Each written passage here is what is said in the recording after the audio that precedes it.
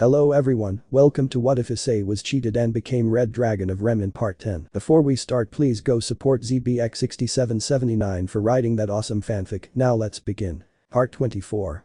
DXD. 2 days have passed. It's time to send Riaz and the others back to the underworld. Surziches, Serafal and Grafia are taking them there personally. Issei is there too, but only to say farewell to Asia and her daughter. They have already been picked up from the prison. Saji. Issei, please. Can't we just talk it out? Riser. Just let us try to make this right. Issei. Huh. Did you say something? Serafal. Ha. Dibba. Dude. Issei. Anyway, Asia. Asia. Yes, Issei. He gives her a small smile. Issei. It's been decided that you will only be married to Serg since he's your only husband now. Serg. Serg. Issei. You're still married to everyone else. Hineko. Even me. Issei. Yes. Kuroka will visit you though. Hineko. Okay, I can accept that. Riaz. Wait, please undo this marriage, I want a divorce. Surziches. No. Issei.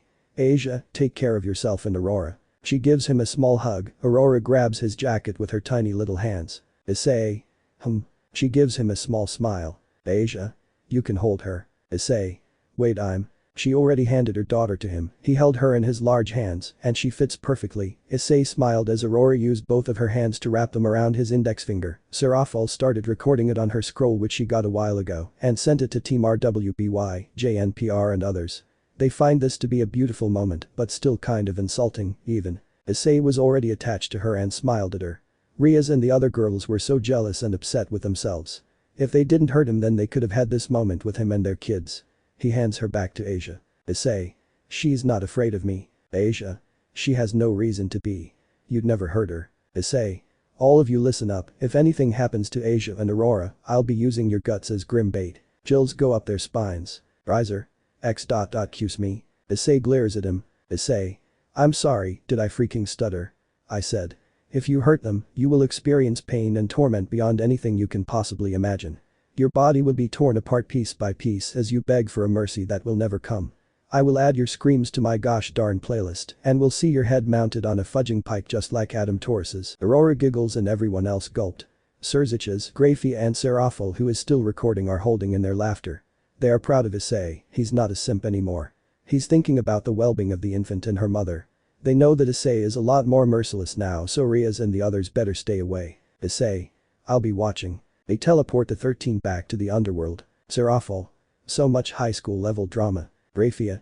They really should focus on school, they are close to graduating. Issei. I guess. Peace out. Issei flies away and went about his business. It's Yang's and Ruby's turn to go on a date with him, but just before he flies to them, he gets a group call from Yang, Ruby, Blake, Neo and others about how cute he looks holding a baby. Issei. I'm not cute, I'm a dragon, we're not cute. Ruby. But you look so cute holding Aurora, she fits right into your hands. Yang. She had to use both of her hands just to hold your finger. Neo. Cuteness overload. Arena. Her innocent smile was so pure, our kids will be just as cute. Issei. Sigh, yeah, she's pretty cute. I'm already feeling protective of her. Clearly she inherited her mother's natural ability to befriend dragons. Anyways, they have been sent back to the underworld and that reminds me, you girls wants to go see my universe. Yang. It's a date then. Ruby. How about you take us all on a date? One in each mythology. Cinder. I like that idea. Issei. It's a done deal. Mind if I take care of a few things first? Kuroka. Like what? Issei. Just going to go say hello to some old friends first. They all agree. Issei goes home and talks to his parents. Irina joined the three and they go back to Kuo. It's around 6 p.m. They are at the Hayato household. Issei hesitantly entered, a lot of bittersweet memories here. He takes a deep breath and goes to his room. It's been cleaned up and there's some dust here and there. It may have been 2 years in Remnant, but it's only been a month here prior to the portal balancing the time flow. Issei looked at the bed, he clenched his fist and immediately got rid of it. He moved all his stuff into a different room. He feels so much better now. He uses magic and looks like his old human self, but still in his 20s. He still carries his cane because he needs it, the effects of the burnout are still there. Irina calls Katis, Murayama, Aika, Motohama and Mitsuda. It's not that late, so they all get together and meet up with her at the park. They see her all alone and walked up to her. Aika. Hey Irina, where have you been for the past 2 weeks? She smiled. Irina. Guys, I have a surprise for you. Katis. Oh. Issei comes up from behind and pulls the hammer on his cane. The sound of a gun is unmistakable and they freeze. Issei.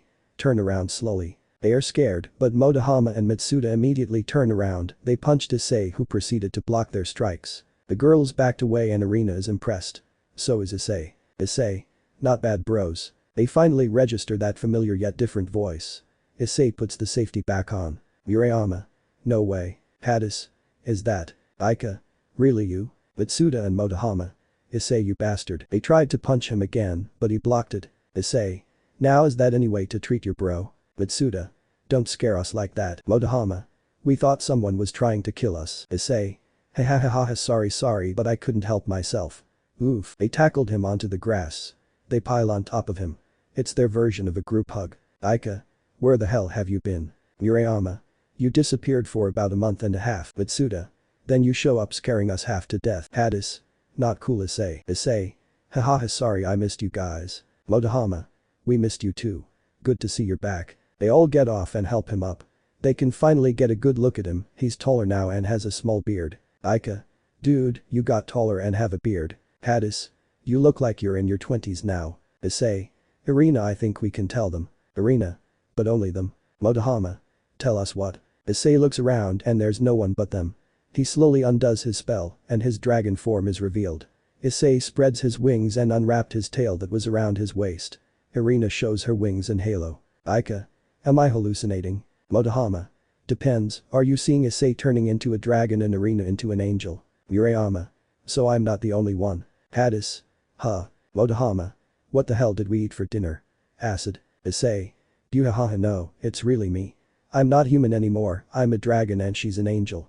Literally. Aika. Oh yeah. Mitsuda. We need answers. Irina.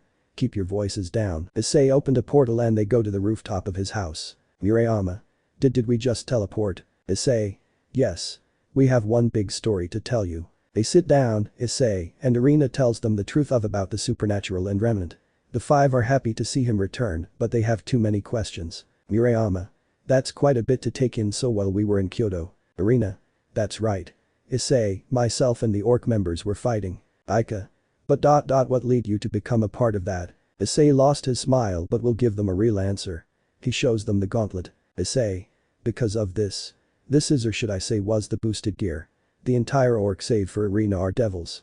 Rias, Kaneko, Akeno and Kiba they knew I was a target because I had the boosted gear, they let me get attacked and then turn me into a devil. I became one of them and for quite some time we were like family. Asia was also a target because she too has a sacred gear. You all know that I was quite close with them and in a consensual relationship until they cheated on me at the same time. That's where my life in Remnant started until through certain means I found out the whole truth. Side damn to say I completely lost. It is an understatement. I spent about 3 years there and that's why I'm older than you guys. Irina.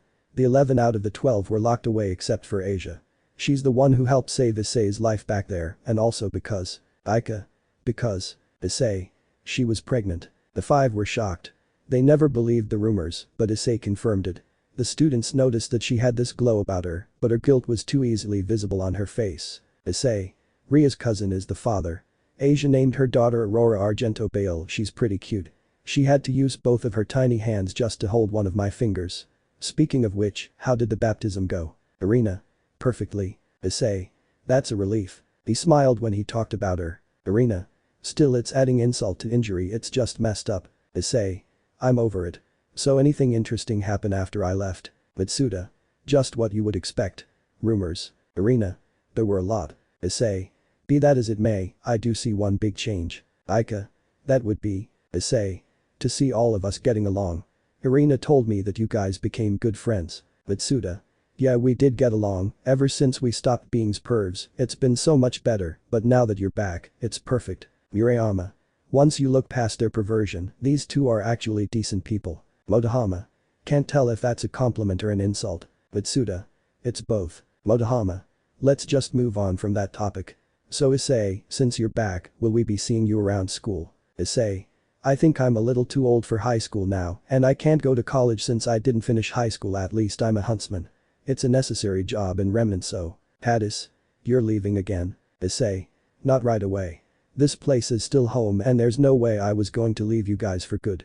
BTW, I'm not sure if you girls are familiar with this but. He does a few hand signs and blows a fireballs into the air. His school buddies are in awe. While Issei talked to his friends, Irina gets a message from Michael, and after a minute of hearing it, she's all giddy. Issei noticed her growing smile and is curious, but it can wait. Around night time, they go inside and have dinner. The five later went home and promised to keep what they learned today a secret. Motohama. He literally copied Naruto. Aika. So are we going to acknowledge how his voice is deeper and kind of soothing? Murayama. Kind of like pain from Naruto. Motohama. It sounds almost identical to me. Hades. He can use Shinra Tensei Almighty Push on me anytime. They stopped walking and looked at her. Mitsuda. Two women of true culture. Aika. I'm not the only fan anymore. Motohama. Naruto marathon on the weekend at my place. Hades. Sure but. Motohama. I got rid of anything lewd. The only thing lewd we'll see will be Jiraiya peeping on sniff. Aika. Now we know pain. Murayama. Itachi no. Hades. Asuma. Hades. Boys cry too. Motohama. Of course we do, we have feelings just like you or anyone else. Sniff. Kakashi suffered so much. Aika. We're watching it right after school tomorrow also. You two really took action when we thought that we're about to get robbed and or murdered. Murayama. Pretty heroic. Hades. I'll say. Motohama. It was a reflex, I want to live. Mitsuda. Ditto. They all move along. Irina dragged Issei to a special room in the house, they are currently outside of it. Issei. So what's got you so excited? Irina is now blushing red, but the smile and excitement is still there. Irina. You'll see. She opens the door and it looks like any ordinary room. Issei is confused but humors her. They step inside and there's a certain atmosphere that he can't describe. Issei. What is this feeling? Irina. Darling. She uses a seductive tone which he never heard her use before. Immediately he connected the dots but not all of them. Issei. Irina, you'll fall. Irina. Not when we're in here. It's a special room and won't let me fall. We can be intimate as much as we want. He can't believe what he's hearing. Issei. Irina, we're doing this. Here. Right now. Irina. Yes. He feels different suddenly, his heart begins to race, he's turned on. He puts his cane away and closes the door, he locked it as the two deserve their privacy, the two start making out and Irina took charge. Issei is surprised to see another side of her, he kind of likes it, but he's a dragon and dragons don't like to be dominated. He started to take the lead and she submits, they start stripping, and Issei is getting lost in the sensations like never before. Both are in their underwear and they don't care. Issei however was being careful subconsciously, he has claws, fangs that can inject venom, the elemental powers are affected by his thoughts. Irina noticed that he's holding back and she stops. Irina. Why are you holding back? Issei snaps out of his trance. Issei. Huh. Irina. You're holding back. Issei. Oh yeah. I have to. I'm a dragon now so I don't want to hurt you. She's touched it even though he was in the zone like her, he's still careful. Irina. Issei darling, you won't hurt me. I'll be just fine, the only pain I want to feel is when you take my virginity. Lemon skip, please read it on website. Issei. Hope you don't get pregnant. Irina. Not yet at least. Issei. When we're ready then we can have a family. Irina. Sounds great. He picks her up and they go have a bath together, she was exhausted so Issei helped clean her. In Remnant. Salem and Osban are now in Vale and went to Beacon, he took her to the basement. Osban. Salem, it's time. Salem. We can see our daughters again. Osban. Yes. He speaks the chant and their daughters appear right in front of them. Daughter 1. Hi mama papa. Daughter 2. You look so different now papa. Daughter 3. Mama looks a little different too. Daughter 4. It's been quite some time. Osban and Salem can't contain themselves, they hug their daughters, they completely break down and beg their forgiveness for what happened all those years ago. Their daughters forgave them instantly as they lived long and happy lives. They did miss their parents when they were growing up, but nothing could be done at the time. Hazel used his chance to talk to his sister and she's happy in the afterlife. He confessed that he made many mistakes and took some lives, she's a bit disappointed to say the least, but after he tells her what happened later on, she smiles again and tells him to stay with his new family. They part ways peacefully and Hazel has a nautical smile on his face. Mercury, Emerald and Cinder don't use their chance because everyone they love is still around. Mercury doesn't want to see his old man again. Issei returned after finally losing his V-card to someone who loves him and has from the very beginning. He later visits Sona and her peerage minus Aji. Issei saw how tired Sona because of her sister and Coco. Issei. They really did a number on you. Sona. No kidding but it's fine. She's out half the time hanging out with her new BFF. Coco has great fashion sense. I'll give her that. Issei. True, she's a fashion queen in Remnant. Tsubaki. So what's it like in Remnant? Issei. It's pretty amazing. Humans and Frannas aka demi-humans. They have abilities and all are unique. Advanced technology compared to what we have here in the human world. Our worlds have already exchanged knowledge regarding technology, laws, etc. We're planning on using that to clean up the human world, no pollution, less dependent on fossil fuels and other sources that usually damage the environment. Tsubaki. What will the humans use then? Issei concentrates and grows dust crystals on his palm. Issei. This is called dust. Crystals containing elemental powers such as fire, ice, light, earth, lightning and gravity in some cases. We've been improving their output and I infused it into by being. These new dust crystals are more stable and greater output, imagine one piece of lightning dust powering a small town or an entire city. Sona. That's amazing, but won't the demand be greater than the supply? Issei. These can grow on any hard surface and they grow fast. He gives the crystal to her and she can feel the power within. Issei. Be careful with it. You can use it in powder form, in ammo and even personal use. Azazel and Lord Ajuka are going all out with the experiments. Sona. That sounds dangerous. Issei. What do they do that's safe? Sona. You got me there. Issei. Anyway, how are you two holding up? Sona. Still upset about their actions. Tsubaki. But on the bright side, there's peace now and I've been seeing someone. Issei. That's great news. I'm no longer a devil. Sona. That's possible. Tsubaki. How? Issei. Azazel and Lord Ajuka found a way as you would expect. You'll be kept up to date soon. Anyway, I'm bringing quite a few people to our universe soon and giving them a tour. There's also Princess Kano who wants to see me. Take care. He leaves. He doesn't take his cane with him when he goes to Kyodo and Kano is overjoyed to see him. She leaped towards him and he caught her. Kano. Big brother Issei, I missed you. Issei. I missed you too, princess. How have you been? Kano. Lonely without you, are you feeling better? Issei. Yes I am. Thank you for asking. Sorry for leaving so suddenly. Kano. It's okay. Mother told me that you had some personal reasons to leave. Issei. That's true but I have many reasons to come back. I got something amazing to show you. Kano. Already seeing it, you're a dragon now. Issei. I am but that's not it. I'll show you. There are some great people I met and they would love to meet you. Kano. Really? Who are they? Issei. You'll see. How about I bring them here? Kano. Wait. Whistles everyone he's back. Issei. Huh. He suddenly sees yokai pop up and most of them are kids. They run towards him. He puts Kano on his shoulders and the kids tackle him but he doesn't budge. He's too big for them to knock him down. They all make him play with them, they are playing tag and he's it. They spread out and they don't let him use his wings to fly up and swoop in like an eagle. He smirked and creates one hand sign, he's cloaked in lightning and his speed is too much, he appears before them and tag them all, the kids and a few adults can't tell what just happened until they look at him. Issei. Catch me if you can. He's zipping around and is too fast for them. They eventually gave up and he tells everyone stories about the huntsman and Remnant. His parents stayed in Kuo and rumors of his return slowly spread, the other mythologies hear the hot gossip and immediately look for him. Issei is on his rooftop and storm clouds appear. There's a lightning strike behind him and he turns around. Issei. Thor Odinson. Thor. Red Dragon Emperor. Issei. No longer the Red Dragon Emperor I'm afraid. I'm just me now. Thor. You always were and will be.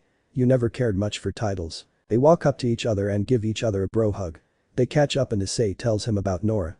Thor wants to meet her along with her team, he tells Issei to bring them here and he'll show Asgard to them. Issei later goes to Remnant and tells JNPR, RWBY and CHMEN. They are getting ready and Issei is waiting for them at his house in Mantle. He hears a knock on his door and opens it, Office and Raven are the ones visiting. Raven. Can we talk? Issei. Come on in. They enter and he closed the door. Issei. Want anything to eat or drink? Raven. Thank you but I'm alright. Office. Got any soda? He gives Office a can of soda and they sit in the living room. Issei. So what's up? Office. She wants to talk to you. Issei. About what Raven? Raven. I don't want to apologize for what I did. I hated you for attacking my tribe and humiliating me, but now I see that you were only trying to help me, you saved Yang twice, and I actually feel like I'm her mother, you helped save Remnant and I. Issei. Save it we're even. Raven. What? Issei. It's a matter of perspective really, but in that regard you're right. I basically did humiliate you in front of your tribe.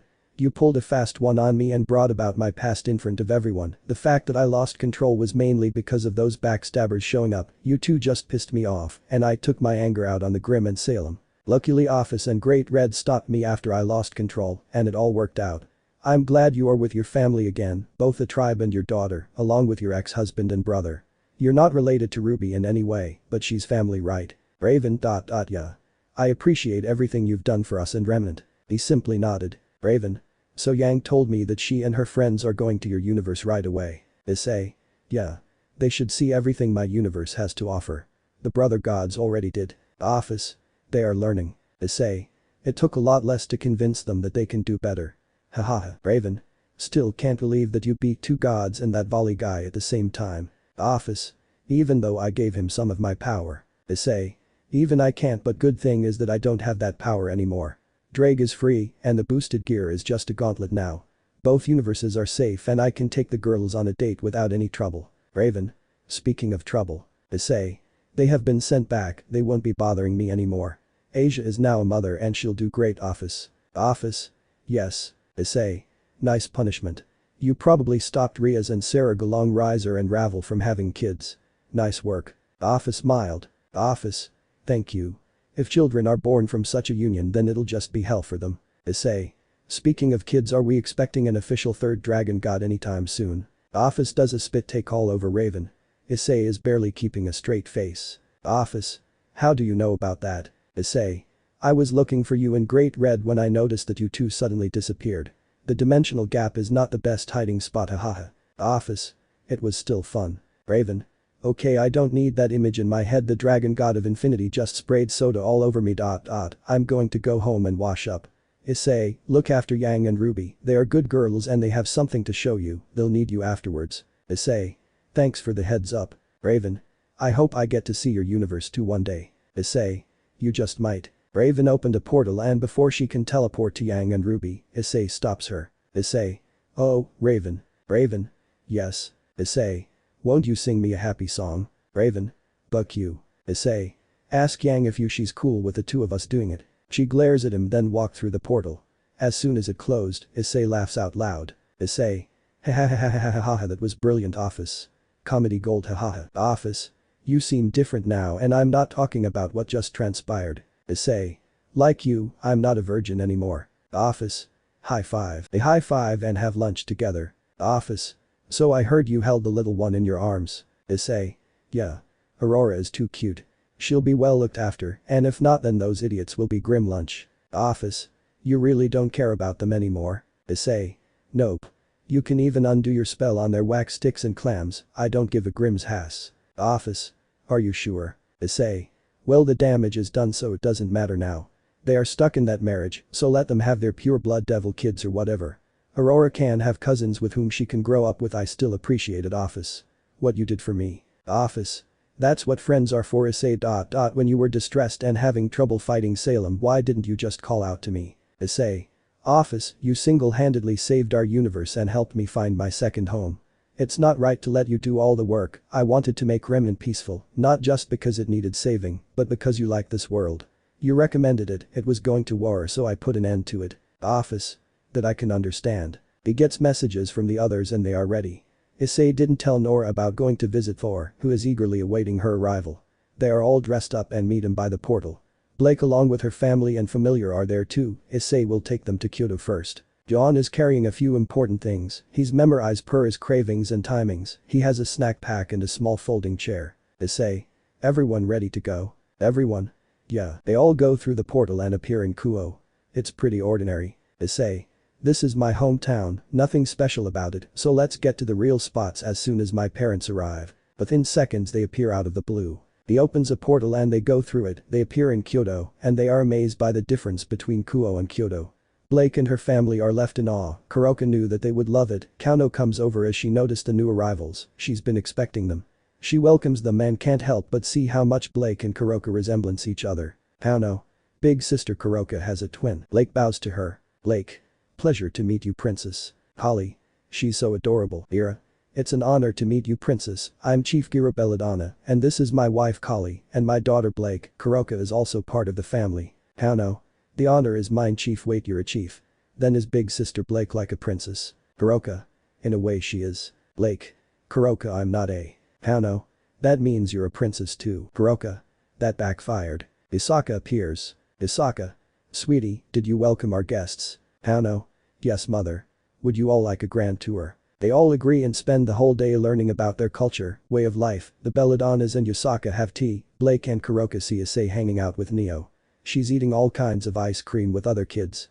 She's their favorite ice cream girl. They eat till they get brain freeze. One of the children tries to lick her because of obvious reasons. Other kids are playing with the grim familiars and Zwei. Everyone is showing off their weapons too. Yang is showing her balance breaker. John and Ren are actually training with some of the guards that protect Kyodo. They exchange techniques and try to create new fighting styles. Dust crystals are growing too. Yusaka took some from Remnant and it is being utilized at a steady pace and with careful techniques. Some use charka to manipulate its properties. Issei gave them the idea to use hand signs and a lot of people showed talent right away. It's nighttime now. Issei is on his own until he sees little blue flames create a path. He smiles and follows it and is led to a small but cozy structure. He knows who's behind this and knocks. The door opens and he walks in. There's a small candlelight on the table. Kuroka and Blake come out of the shadows and appear by his sides. The candlelight reflected in their eyes. Issei can immediately tell what's going on. They strip him slowly and then undress each other. Kuroka. Are you ready? Issei. Are you? Kuroka walks behind Blake, she grabs her chest, and Blake moans. Kuroka. She and I have been patient, our heat cycle is upon us, tonight we are yours. Issei. And I am yours. Lemon skip please read it on website. She's still breathing heavily and he looks at her lovingly, he lifts her up and takes her to the bathroom. Kuroka also gets up but is in the same state that Blake is in. Issei returned for her and took her to the bathroom. They all took a shower together and then went to bed. They snuggled and he uses his wings as a blanket. The next day, they prepare to go to Asgard. Issei can't find Neo anywhere. Issei. Anyone know where Neo wandered off to? They have no idea and looked for her until Cinder spotted her. Cinder. Issei, she's over here. He flew to her and she has a new look. Neo. I wanted to try something different. Issei. You look beautiful little sis. Neo. Thanks bro. Issei. We're going to Asgard now, come on. Neo. Sure. They gather and teleport to Asgard. Hurrah. So where are we now? Issei flares his power and everyone is wondering why until they see lightning. There's a flash and Thor appears. Nora sees the figure carrying a hammer and lightning being emitted from him. Her eyes widen. Nora. No way. Issei. Everyone, this is the god of thunder and lightning himself. Meet Thor Odinson. The protector of Asgard. Thor walked over to them. Thor. Welcome to Asgard everyone. It's a pleasure to meet you all. They all introduce themselves except for Nora, she's still in shock. Ren can't seem to snap her out of it. Thor. And you must be Nora Valkyrie, nice to meet you young lady. That's an impressive hammer you have there. He extends his hand. Nora reached out and shakes it. Nora. It is such an honor. Thor. No need to be so formal with me, come everyone let us feast. Issei's parents are shown great respect as they are the parents of the greatest Red Dragon Emperor who defeated Loki. They go feast together and they share stories. Odin himself welcomed them and sings songs. Thor and Nora really are alike, she's going all fangirl on him and he answers all her questions. She told him about how Issei talked about the hammer and asked about it. Nora. May I try lifting it? Please. Thor. Of course. He puts the hammer down and she grabs it, everyone is watching eagerly and Nora lifts it like it's weightless, there's lightning coming down on her and it turned pink. Nora. I have the power. Thor laughs and the people cheer, there's so much electricity that everyone's hair is standing up from the static. Ren is scared because his wife is wielding power of the gods. She can eat like an Asgardian too. Thor is so impressed by her that he gets the dwarfs to make a copy of her weapon made from Asgardian metal and enchanted. Thor really is looking at the alternate version of himself. These two are getting along great. Thor introduced her to his mother. Nora. My name is Nora Valkyrie, it's an honor to meet you. Freya. Likewise, my name is Freya. Nora. My grandmother's name was also Freya. Freya. Was. Nora. She passed away over a year ago, she last saw me around the time I was born and then we meet again just months before her passing. She didn't suffer. Thor. I'm sorry for your loss Nora. Freya. I'm sorry for bringing back painful memories. Nora. No need to apologize, it was simply her time and it was bliss to be with her. Odin. Thor. Something on your mind father. Odin. Yes, I think we should adopt you. Somewhere in the Asgardian prison, Loki shivers. Loki. I have a bad feeling. Back to Nora. Nora. I couldn't possibly be worthy of the gods adopting me. Freya. Nonsense, you're practically family since you're so close to Thor already. You can even lift Mjolnir. Nora. It surprised me too, but I'm too old to be adopted. Thor. Nonsense, compared to us age-wise, you're very young. You already fit right in. So what do you say sis? Freya.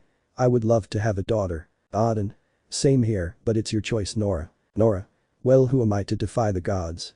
I'm in. Thor. Huzzah, I have a sister. They celebrate. Ren's jaw hits the floor when he finds out Nora is later given an exact replica of her weapon made from Asgardian metal. The instant she held it, power surged through her. John. Good luck, Ren. Hurrah. Should we be worried? Ren. Remnant is done for. Nora. Hey, or. Don't go insulting my sister, I don't care if you're my brother-in-law. Ren.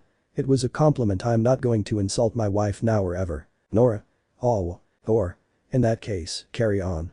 So now everyone, you've seen Asgard, so now I shall personally show you all of the realms Heimdall. There's a rainbow light and they are taken to the other realms. Most of them aren't special at all. They saw giants in Jotunheim, Nora tested out her new powers and hammer on an ice beast, Issei used his fire breath to heat up the environment to make it more comfortable and to scare the ice giants. After their tour, they go back to Kyodo for some rest. Nora and Ren stayed in Asgard. Pearl learned about the Spartans and plans on naming her first child Leonidas if it's a boy. Issei also told them the uncanny parallels between the children's stories and the people of Remnant. They laughed at first until he looked up the true origins of the stories and that messed them up. Issei couldn't help but laugh. Cinder was among the very few who liked the original story of Cinderella. They spent the night in the Kyodo household. Next location is the underworld. They want to see the Greek pantheon, but Issei told them about Zeus and how messed up the Greek gods are. All the girls remember what he told them back in Remnant, so they'll happily go to the underworld. Later they will see the rest of the human world little by little. Most have gone to bed. Issei is in his room and is setting up his new phone until he hears a knock on his door. He opens it and it's Cinder with a bottle of champagne and 2 glasses. Cinder. Hey there, lover. Issei smirked and welcomed her inside. He closed the door and she locked it. Cinder. I saw how Kuroka and Blake have been walking strangely. How did that happen? Issei. Let's just say that we got very intimate. Cinder. I'd like to get some of that action. She opens the bottle and pours the champagne. Cinder. Cheers to peace and freedom. Issei. Cheers. They touch their glasses and drink. Cinder. I like Cinderella's original storyline even though it's quite morbid but still satisfying. Issei. I agree, its life and freedom is priceless. Cinder. Then let us make use of it. Salem did take away my virginity and thought that she broke me, but I gained so much more. Issei. And what might that be? Cinder.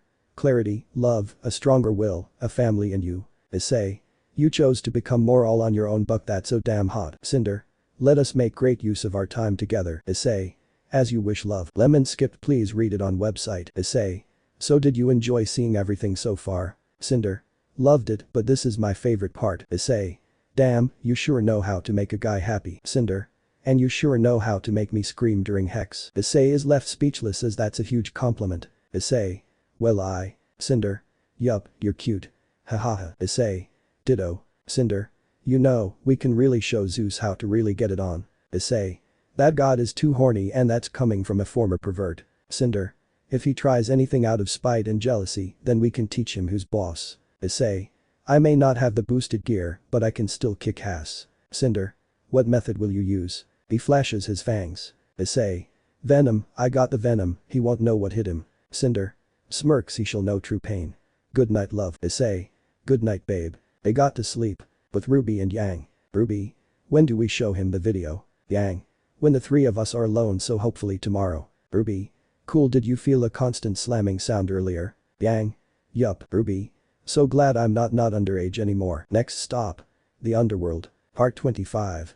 NSFW and the Underworld. The next morning, they all have breakfast together and relax. There's plenty of time to go to the Underworld and everyone is still amazed by everything they saw in Kyoto and the 9 realms. They are still talking about it.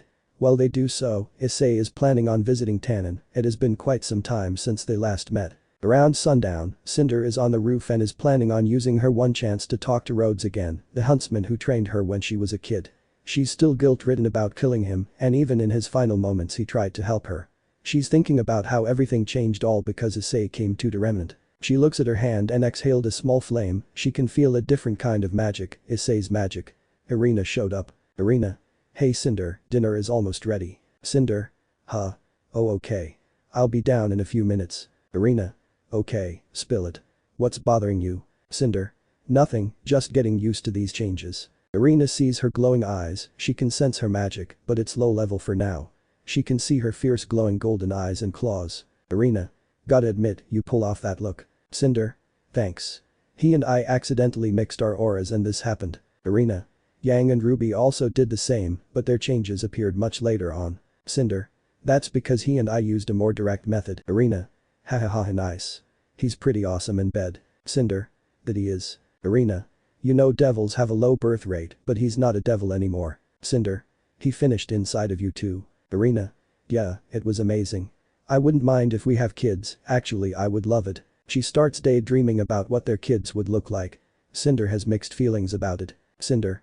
I told him that you two should give each other your first times. You two deserved it. Arena. Thanks, it meant a lot to me. You still have something on your mind, are you worried that you might get pregnant? Cinder. Who would I make a good lover, let alone a good mother? I never even thought about being in a relationship, but here I am. I broadened my mind and saw a lot more in not only myself, but Remnant. Now here I am with all of you in another dimension, and we're just casually jumping through, as if we don't have a care in the multiverse. Nothing is as it seems anymore, but it's better. I'm happy now. Arena. We haven't known each other for that long, but you changed a lot from what I heard. But now I see that you really have. Also you'll be a great lover to Issei and more. Cinder. Thank you Arena. You've eased the doubt. Arena. Sure. We'll see you downstairs. Cinder. Sure. Arena goes back inside and Cinder decided to use her chance to talk to Rhodes. She speaks the chant and he appears. Cinder. Hello again Rhodes. Rhodes. Cinder. Look how much you've grown. She starts to cry and hugged him. Cinder. I'm so sorry you helped me and I killed you. Rhodes. It's in the past now. You've changed so much. Cinder. I have. It's a long story, but here's the short version. I made a lot of mistakes, but everything worked out. I have a family by bond now, I'm dating someone, and we might have a family of our own. Remnant is at peace. The one controlling the Grim was a witch named Salem, and my boyfriend stopped her. His name is Issei and we're currently on top of his house in his dimension. Rhodes. I'm so happy to see you become a happy woman. Wait, did you say another dimension? He looks around and can already tell that he's not on Remnant. He can see the moon and it's in one piece. Cinder. Yes. It's a long story, but yeah. In this universe, there are a lot of gods, devils, angels, fallen angels, dragon etc. Issei is a human turned into a dragon. He and I understand each other and he helped me become better. How could I not fall for him? Her smile is all he noticed. He's so proud of her. Rhodes. Is he around? I'd like to meet him. She nodded and called him. He shows up and gets to meet Rhodes. The two quickly tell him about what happened. There was quite a bit of detail that he had to take in such a short time, but he believed all of it because he saw the dragon standing in front of him. Rhodes. Damn, I have no words. Cinder. Nor did I at first. He starts to fade along with the sunlight. Rhodes. Thank the brother gods for giving us much needed peace. I'm happy for you both. Take good care of each other. Issei. We will. It's a promise. Cinder. I'll miss you. Rhodes. I'll miss you too. Farewell. He disappeared with a smile on his face as the sun finally set. The stars became visible and Issei envelopes her in a hug from behind. Issei. You'll be okay. Cinder.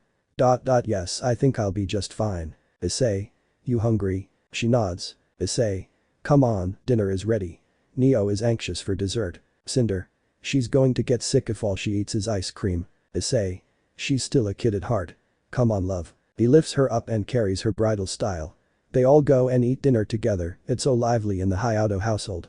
They check out the training field under the house and test it out. Cinder is trying to get a grip on using her magic. Issei was going through Google Images and is looking for a place where he can take Yang and Ruby on a date. He thinks about which place would best suit their preference. Yang likes to party and Ruby is the sweet and innocent kind, still has her love for cookies. He looked through certain categories and found a place not only for Yang, but Ruby too. Issei. The underworld can wait. He goes and talks to the two about their date. Ruby told Yang she can go first as she's the first girl from Remnant to fall for him. Yang thanked her sister and the two traveled to Miami. Issei changed his appearance to look human and wore sunglasses to hide his dragon-like eyes. Yang. This place is so cool. Issei. There's going to be a concert here soon by the beach, I'll book us a hotel room nearby. Yang. Issei, you've been paying for everything so far, why don't I book the hotel room? Issei. We don't use lien here and my card is accepted everywhere. Thanks, but I got us covered. Come on, we only have a few hours until the concert. Yang. Don't we have to pay for the tickets? Issei. It's an open concert. Just party and have fun. They entered a hotel room with Yang. They book a room at the top with a view. Yang can see all the old and new cars. There were even some bikes that caught her eye. Issei knew this would happen, so he took her to a nearby dealer and her eyes nearly popped out of her skull. She can see sports bikes, American chopper, dirt bikes etc. She asks the salesman about the specs of each bike. She finally decided on her favorite and Issei bought it for her. When Issei paid for it using his card, she saw the amount being displayed. The salesman thought that it was an error and Issei agreed, but the transaction worked. Yang however nearly fainted when she saw the amount and knows that all those digits are accurate, the amount he paid for this chopper is chump change. Issei saw how happy she is and loves the sound of the engine. He was always curious about what made all these fancy cars, planes, boats and bikes so special, so he made a choice. He looks around and sees a chopper that got his attention. He loves the blue color and overall style. He was listening to the salesman when he was giving Yang all the details including the gears, accelerator, brakes etc. He figured out how to ride it and they drove on the roads of Miami. Other bikers raised their fists as support and cheered them on. As they rode into the distance empty roads and stopped at a streetlight, a few wannabe riders had followed them and started to whistle and catcalled Yang. One got off his bike and approached her. Issei was about to throw him into the streetlight when Yang simply grabbed him by the neck using one hand and threw him onto the sidewalk. The other bikers grabbed their weapons, but Issei backhanded them to the side. They are all unconscious and there's no one around. Issei. Want to take their bikes? Yang. It is nice to have a spare too. He opened a portal to the training field under his house and they parked the stolen bikes there. They go back to Miami and see that the concert will start in 2 hours. They park their bikes and head out. Issei. We still have time. What do you want to do? Yang. You. He turned red, she grabbed his hand and they head back to the hotel room. They can see the concert from outside of their balcony. She is standing in front of the window and is nervous. Issei. Is the sunny dragon nervous? Yang. Honestly yes. We know that you're a beast in bed. I saw how Blake and Kuroka had trouble walking straight after Kyodo for a bit, but I still want to do it with you. Issei. Then we take it slow, sound good? Yang. Yeah. Sounds perfect. Issei. Just let me handle it. Okay. Yang. I'm all yours but be gentle. Issei. I will. He's behind her and slowly takes off her pants. Issei. Bend over. Lemon skipped please read it on website. While she gets ready, Issei cleaned the window and then got ready. They can see the massive crowd from the balcony and they don't think they can find a good spot to see it directly, but the view from their current position is perfect. They decide to stay and watch from there. It's loud enough to hear the music clearly and with their dragon vision, they can see plenty. It's around sundown now and the timing is perfect. Issei grabbed 2 chairs and placed them in the balcony. He sat in one, but Yang sat on his lap with her arms around him. The concert started. The first performer comes in stage. Teflon Sega started playing. Yang and Issei abandoned their spots and went to see him perform in person. Yang and Issei went through the crowd. He lifted her up and sat her on his shoulders. She was rocking out to his music and he noticed. He invited her up on stage and up she went. He handed her an extra mic and they sang. Issei started recording. She was looking at him the whole time and everyone cheers. The next performer is a woman they have never seen before. She starts singing and everyone except for Issei and Yang because they can tell something isn't right, but nothing is wrong either. The people in the crowd started making out. This includes Issei and Yang, but something is bothering them. They notice certain attractive people going around and making everyone super horny. If these two didn't already do it, then they might have done it out in the open. Issei shakes his head and comes back to his senses. He gets a good look at the woman singing and sees a pinkish aura going around. He calls Azazel. Issei. Oh 5 we have a few succubus and incubus here causing problems. We need immediate amnestics and extraction. Azazel. On it. Within a minute, several disguised fallen angels appeared and lured the succubus and incubus away. They were arrested along with the singer. Azazel comes on stage and used a huge flashlight-like device to wipe out the memories of everyone there. Issei had closed his eyes and Yang's too and did so by making out with her. She got to keep her memories of the two making out. Azazel and the fallen disappeared without a trace. The next performer appears and the concert carried on. The two had the time of their lives. Yang called this the perfect date. The two later went to a club. After midnight, the two went for a night ride and when they reached a long stretch of empty road, they increased speed and had a race. Yang is more experienced on bike so she won. She used a teleportation crystal Azazel gave her to send them back to Kuo. They parked their bikes and everyone was wondering about that. Issei showed everyone the video of her singing on stage and the bikes. They also showed the 4 bikes they took from petty thugs. Weiss tried to ride one and she fell over before she could even start it up. Neo couldn't hold her laughter in and neither could Ruby. Weiss is a bit embarrassed so Yang and Blake help her out. Weiss. Okay now I got the hang of it. Yang. Don't you mean you got the yang of it? Everyone except for Issei and Tai groaned. The two chuckled and Weiss's eyes twitching. Hazel was appreciating the various designs and styles. He tested one out and he was a natural. Hazel. Elm is going to love this. Mercury. In all honesty, Hazel you and that bike make a good combo like Yang does. Yang. I agree with Mr. Broken Legs. Back in Asgard, Nora bursts out laughing while training with Thor. Mercury. Sigh. Moving on. You got the voice, the built and now the bike that completes you. Hazel. Thank you. The engine is pretty loud so it's best I don't ride it around your kid after he or she is born. Emerald. Appreciated Hazel. Hazel takes the bike out for a ride and is having a good time. Yang wants to go on a road trip with anyone who can ride among them. It's getting late so they all go to bed. Ruby was still checking out the bikes and Yang noticed when everyone left she walked over to her. Yang. You like the red one, don't you? Ruby. Yeah, this universe is so cool, you two had an awesome date. Yang. Yeah, you're next and just remember one thing. Ruby. And that is. Yang. Bring extra large condoms. Ruby turned red and Yang left laughing. Ruby. Ooh, oh sis, you have no idea how much I want him to eat my cookie. Yang went to Issei's room and showed him the video message Summer left for him. Issei. Wow, she and Ruby look like almost identical copies. She's the one that raised you? Yang. That's her.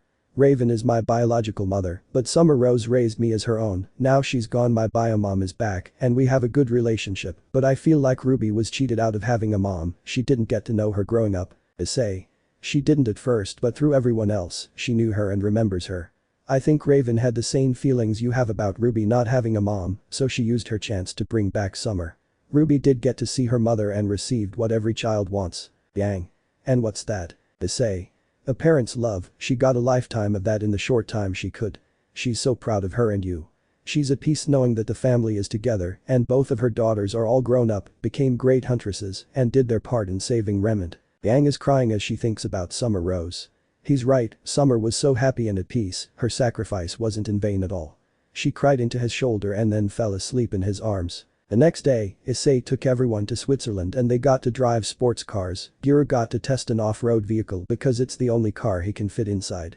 Then they went to Iceland and enjoyed the scenery. Issei then took Ruby on a date to a cookie factory and she was picked to be taste tester. She gave excellent feedback and was given a large batch of cookies as a thank you. Ruby was so happy, but even more so when Issei took her to a weapons museum. She saw all kinds of weapons from the Stone Age to the invention of the first sword to guns, cannons, tanks, submarines, etc. She nearly dropped what was left of her cookies when she saw the latest weapon, the railgun. It's so powerful that even after firing it once damages it. She then went to the Smithsonian Air and Space Museum where she saw all kinds of aircraft. The Lockheed SR-71 Blackbird was almost giving her an orgasm. Issei. The Lockheed SR-71 Blackbird is a highly strategic reconnaissance aircraft that is capable of Mach 3 with an altitude of 85,000 feet. Ruby. You sure do seem to know a lot about it. Issei. It was on my wish list when I was a kid. Ruby continued to check out more planes. Issei loves this enthusiastic side of her. Her scroll memory was full of pictures and videos. Some people noticed her advanced phone and were curious. Ruby told them that she's testing out a beta version of it. Issei told them that this technology is new and is still being tested, but it's better than most smartphones. Before the people could ask more questions, the two vanished. They are currently getting dinner. Ruby. That was the best date ever. Issei.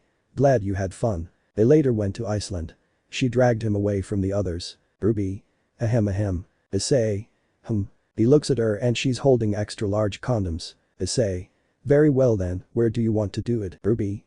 I'm feeling crazy tonight so let's go do in the wild. Issei. Letting nature take its course. They go into the forest and go buck wild. Ruby shows off her hexy pose. Ruby. Don't hold back. Lemon skipped, please read it on website. I know you guys are getting annoyed of me skipping Lemon, but please understand I can't involve Lemon in the video. Sorry. Ruby. I'm definitely getting pregnant. Issei.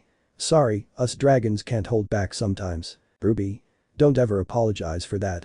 I still feel like you're inside of me. I'm loving it. Oh cookies. Issei. What's wrong? Ruby. Sugar rush wore off and I feel exhausted. Can we go back? I can't feel my legs. Issei. Sure, but how will I explain this to the others? Ruby. No need, it's self-explanatory. Issei. Kind of feeling proud of it. Does that make me a bad person? Ruby. Nope. Let's go back. He picks her up and they teleport back using Ruby's teleportation stone after his cum stopped oozing out of her. The others saw her state and are worried until they see that happy smile. They don't say a word as the other girls cheer. He takes her to her room and he goes to his. He's pretty tired too, mostly because his stamina has been used up by the other girls in the burnout. He's about to fall asleep when Mercury, Crow, Hazel, Tai and Gira approached him. Issei. Am I in trouble? Crow. We have a request. Issei. I'm already treating the girls to the best of my current abilities. Wait, oh no. Mercury. Please teach us how to please our lovers. Hazel. I too would like some guidance. Issei. Not this again. Tai. Come on Issei. You're radiating alpha energy. Issei. It's so weird that my future fathers and uncle-in-law are asking me to teach them how to please their lovers. Also Mr. Xiaolong, you're single, so what do you need help for? Tai. Raven and I are trying to make it work again. I'm not that old, but not that young either. Issei. For the love of the dragon gods here. He pulls off some green scales and gives one to each of them. Issei. Crush them into your palm and you'll be twice as good. Don't tell anyone about this is already too weird. Ira. We are well aware and thank you. Issei. Sure, just don't mention it to anyone. Ever. Crow. That's not the only thing we're thanking you for. Issei. Tai. You made my daughters happier than we ever though possible. We just wanted to do the same for our ladies in any way possible. Issei. That I completely understand. Mercury. Still can't believe you're dating 6 women simultaneously. Respect dude. Issei. Thanks. Congrats on the bun in the oven. Mercury. I'm going to be a dad. Tai. I can teach you a few things that books don't. Mercury. Yes please. Ira. But we only know about raising daughters. If it's a boy then best to ask someone else. Mercury. I'm also thinking about looking for better employment. Working in a cafe won't be enough. Issei. It'll work out. Mercury. I hope so. Issei. We're planning on going to the underworld next. Better rest up everyone. Ira. Alright. Good night Issei and one more thing. Issei. Yes. Ira. Take it easy on them. Issei. If that's what they want then sure. Mercury. I just realized something. You did all that while you're currently in a weakened state. Everyone's eyes widened. Issei just smirked and his eyes glow. Issei. That is true. They all backed out of his room and shut the door after they see his smirk. They go to the kitchen and drink a lot of beers with a shocked expression. Ira. Crow. Tai. Hazel. I see a lot grandkids coming your way. Mercury. PFT. Ha ha ha. Mercury bursts out laughing until the 3 give him the death glare. Then they finish their beers. Tai. Our poor little girls. Crow. Bucking hell that's too much. Ira. I'm scared. Mercury. Death by snoo ha ha ha. I, Crow and Gira. Shut it. Hazel Fassipums. The next morning, everyone was having breakfast, but Issei was sleeping in. He still needs to recover his strength. He woke up in the afternoon and finally left his room. Half of the others are out sightseeing. Weiss was learning about the internet. Issei was still too sleepy to notice that there's no filter on it. She's going through everything she can find starting from Facebook, YouTube, Twitter, Instagram, Reddit and stumbled upon NSFW content. Cinder was checking it out with her. Weiss turned away from the computer, but Cinder didn't. She's checking out all kinds of things to do. She later sends a message to the girls. Issei have them all a good time, so now it's their turn. She goes through the internet and there's no much that they can try and she finds something that is perfect. She sends a link to everyone's phones and they check it out. Tai was also going through YouTube and found a clip of Mike Guy using the 8 gates. Dude nearly lost his shit and saw a lot of himself in him. Now a quick glimpse into Asia's new life. Asia. Serg, would you mind getting her bottle from the kitchen? Serg. On it. The 2 are looking after Aurora as good parents should. Ravel started a small cafe like Issei suggested to get some income, the others helped out and they were doing okay, but they are still guilt-ridden because of what they did. Some of the girls still have bad dreams about Issei abandoning them. Riaz and Akeno had it the worst and are still very much depressed. Riser, Kiba, Gasper and the others try to cheer them up, but it's no use. They only smile and laugh a bit when they are taking turns looking after Aurora. Issei said some cruel but justified things to them, some he emphasized more than others, and that's to give Aurora and her mother the best life they can in any way possible. Asia is experiencing postpartum depression so they need to help out. Asia is feeding her daughter when Office appeared. Asia. Hello, Office. Office. Greetings. Everyone except for Asia and her daughter are terrified. Asia. Care for a drink? Office. Thank you but no. There's something I came here to do. She snaps her fingers. Those whom she punished are now free. Office. You're free to be intimate. You can't seem to live without it. Riaz. Wait, did Issei ask you to do this? Does he still care about us? Office. Sai, you have the worst case of selective hearing grammary. He does not care about you. About any of you except for Asia and her daughter. Also you should stay away from him and his loved ones. I won't save you if you violate this one rule. She disappeared. Some accepted this. Hiba. We should listen to what she said. Saji. We should stay away, we've done enough damage. Zenobia. Agreed. Asper. Hey Serg. Serg. Yes Gasper. Asper. Can you train me? I don't want to be weak anymore. Serg. Sure. We can train when Aurora is asleep. Asper. Sounds good. Riaz.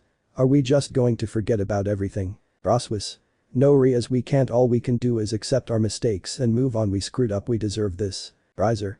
She's right. He deserves to be happy. Hineko. He's happy now, matured and giving the women in his life everything he can and they are doing the same. Ikeno. I can't help but feel replaced. Kiba. We have been, let's be honest, we used him at first, we should have just asked him to join us in the first place, and now I lost my brother. Rias. Asia. Asia. Yes Rias. Rias. Why don't you hate me as well? You also suffered. Asia. I am angry about that, but after all that we endured together, the memories I made, I have a daughter now and there's peace. Sarag is a good father and a husband. I have a good life considering everything and you are all here for me, so I'm thankful. Ikeno. We're sorry for everything, including not being in the delivery room, you must have been in a lot of pain. Asia. PFT hahaha. Zenobia. What's no funny? Asia. I was at first, but Issei did something that made it painless. The guys shudder. Roswis. Like what? Asia. He transferred the pain to the guys here. Sarag. I have a whole new respect for women after experiencing the pain. Saji. And he transferred it evenly among us, still really painful. Women are tough. They later went about their day, worked and looked after Aurora. Sarag and Gasper started training together. Rias would just listen to music when she's alone. She would self-harm and Riser immediately stopped her. Riser. Rias please. Rias. Sniff, just leave me alone. Riser. No can do Rias. Rias. Why not? Just because we're married doesn't mean I acknowledge you as my husband. Riser. I'm well aware of that, you can hate me all you want, but I'm not letting you hurt yourself, you're hurting a lot, but physical pain doesn't erase the emotional pain. Rias. But I deserve it. Riser. No you don't, karma has played its part, let's learn from this and keep moving forward. I'm not telling you this as your husband, but as a friend I already lost one, can't lose you too, none of us can. Rias hugged him and cried till her tears ran dry. Rias. I killed him, I let him die, I let Asia die, he turned my peerage into a family, saved us repeatedly, got hurt again and again, and we hurt him, made him run, and when we finally see him, his heart literally stopped. I'm a monster, I don't deserve him. Riser. It's in the past and we learned our lesson, it's okay. Let it all out. We were all at fault. She cries out even more, Riser didn't let her go. Later they decided to go back to school and graduate. Sarag will look after the baby, while Asia can go to class if she chooses. Rias still has Issei's old phone, and she transfers the group photo of the old days to it. She couldn't stop the tears from flowing again. Back to Issei and the others. After Issei got some of his strength back, everyone goes to the underworld and everyone is given a grand tour by Serafal herself. They were shown the city, but not a close-up of the Agar's stadium. Issei went to the dragon's territory along with Ruby, Yang, Cinder and Tai to meet up with Tannon. Issei transformed into a full dragon a while back, so he wants to show his progress to Tannon. They find him and catch up. Issei introduced the four who joined him. They show their progress and Tannon is proud of Issei, got to know that Drag is free from the gear. Issei, Yang and Ruby spar with Tannon to experience how dragons fight. Cinder just watched as four dragons battle. After it was done, Tai stepped forward. Tai. May we have a sparring match, Tannon? Tannon looked at Tai and shrunk down to his size. Tannon. A human without any magic or a sacred gear challenging a former dragon king. Forgive me, but there's a massive power gap between us. Yang. Uh-oh. Ruby.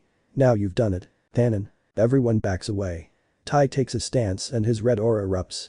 Issei smirked. Tannon. What's this? He stepped back and took a defensive stance. Tannon. What form of power is this? Who are you really? Tai. You can call me Might Tai. He rushed him and punched him in the jaw. Tannon goes through the trees for around 2 kilometers and stops when he crashed through a boulder. Tai sprints at superhuman speeds and goes after him, and so do Issei and the girls. Tannon gets up and blocks his strike. The powerful force goes right through him and the ground under his feet is cracking. Tannon. That actually hurt quite a bit, I think you fractured my jaw. No human has ever done what you have without a sacred gear or some magical ability.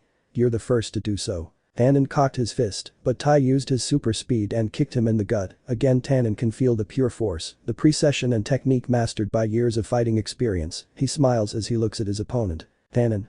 I apologize for underestimating you. You used your own ability and technique to give me a challenge. I acknowledge you. As a former dragon king, I, Tannon, declare you the strongest human of them all. Tannon matched Tai's strength. Yang and Ruby wanted to stop it, but Issei stopped them. Issei. Don't interrupt a battle between dragons. They are smiling, so let them have fun. That's what we're here for after all. The sisters look at their father and he is indeed smiling. The two exchange blows and dodge one after the other. Cinder starts recording it. Tannon eventually gets the upper hand, so Tai crushed the green scale Issei gave him earlier and his power doubled. His aura transformed into a red dragon and overpowers Tannon. Tai's fists carried enough force to actually crack Tannon's scales. Tannon was hit by a barrage of attacks from an experienced huntsman.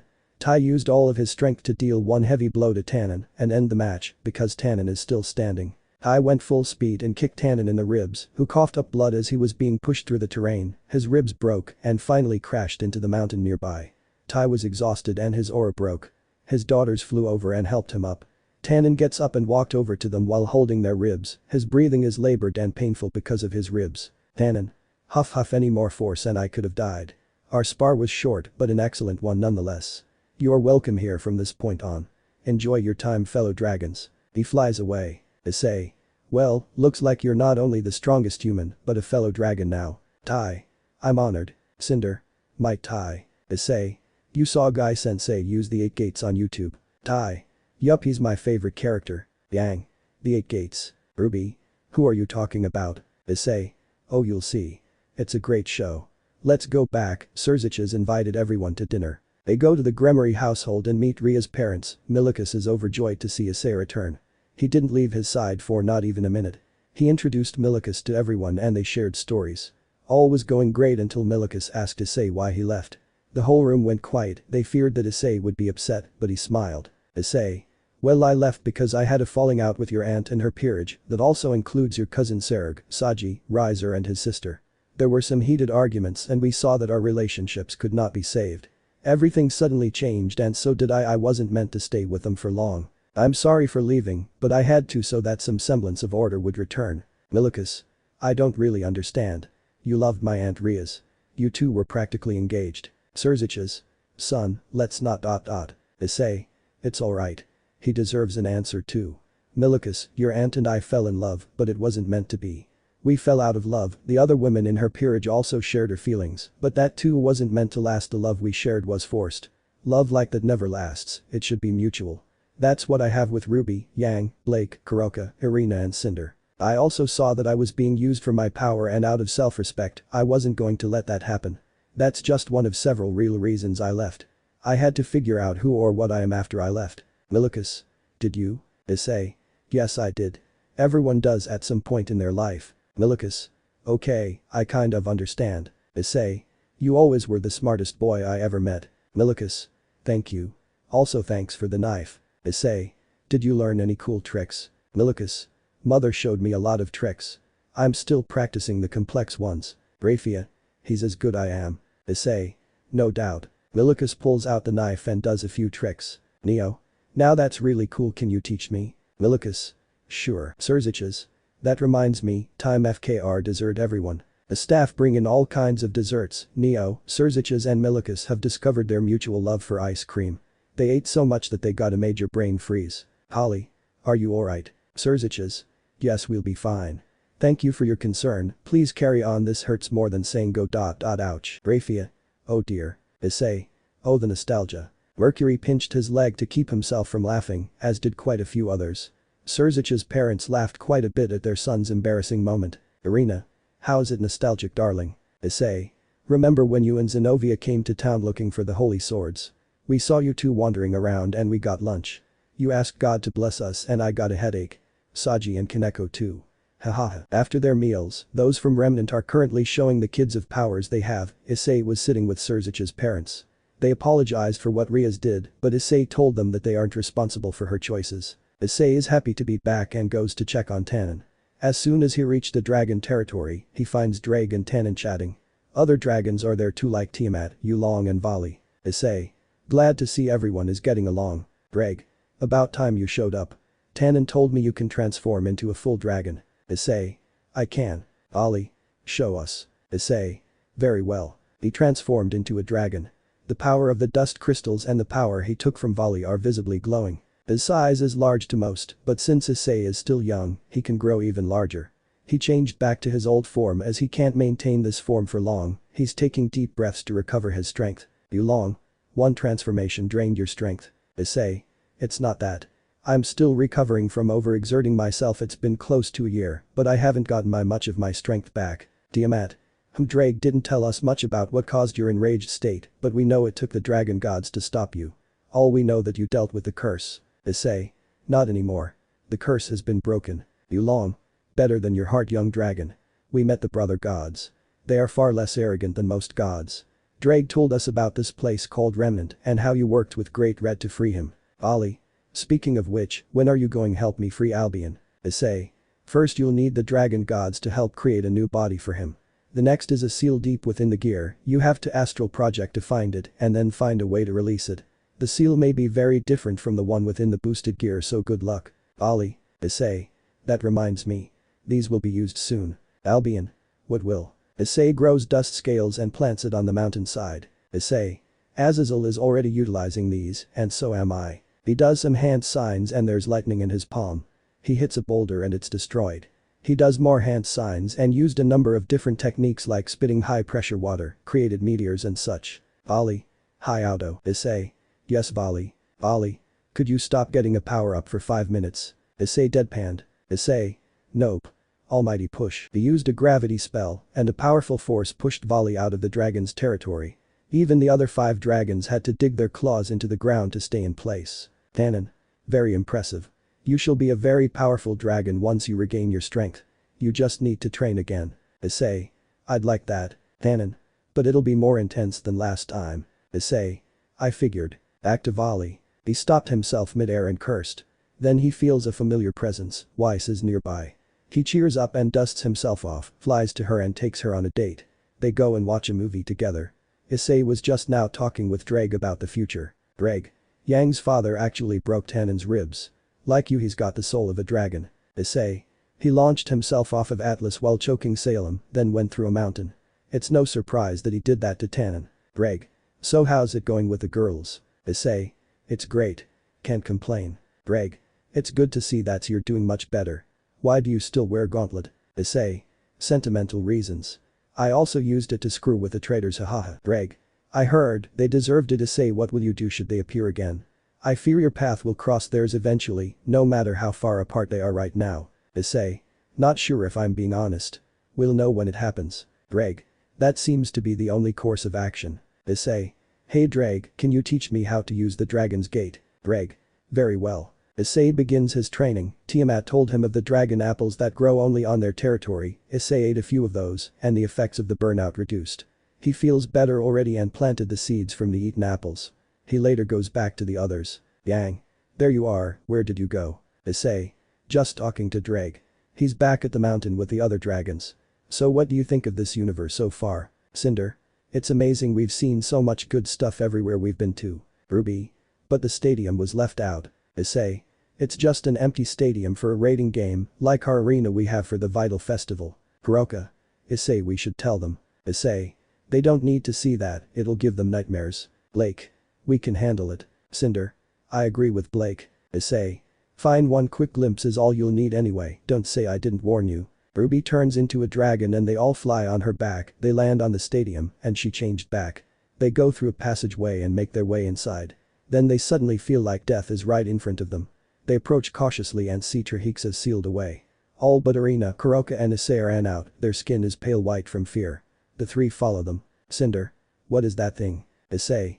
That's Trihiksa, the beast itself. The one creature that can destroy everything while battling Office and Great Red simultaneously. God of the Bible gave his life to seal it away. We keep it hidden in plain sight so that we can watch over it and the seals don't weaken. We're safe. Ruby. Salem and Grim are absolutely nothing compared to it. Issei. I didn't want any of you to see that, but it's only fair that you should know about the dangers we have. Yang. Thanks for trusting us with the truth. Issei. It's only fair that I do. Where's Remnant's youngest Ice Queen? Ruby. On a date with Volley. Issei. Alright then, we forgot to bring Penny with us. Ruby. We'll do it next time. There are already so many of us. Issei. You're right. Arena. Are you alright darling? Issei. Yeah, let's go to find a place to stay for a while. I need to rest. Next stop is Olympus. Part 26. It's time. Riaz.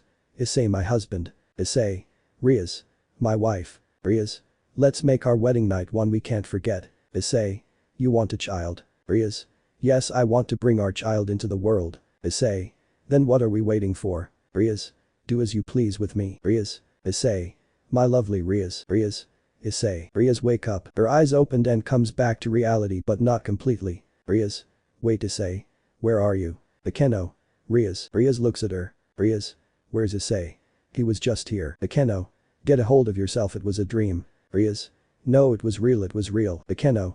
No, it wasn't, wake up and face reality. Rias, come on. We have class today. Come have breakfast. Saji and Kiba cooked pancakes. Rias sheds a few tears then nodded. She finally realized that it was just a dream and it's as close as she'll ever be to him. She washed up and has breakfast. Sarag is feeding Aurora. After breakfast, everyone gets ready for school and Serziches is waiting for them. He changed the seals on them. They can go anywhere in Kuo except anywhere Issei or his family is. Asia, however, is not given such restrictions and can use her powers again. At school, they arrive and the students are happy to see their favorite icons return.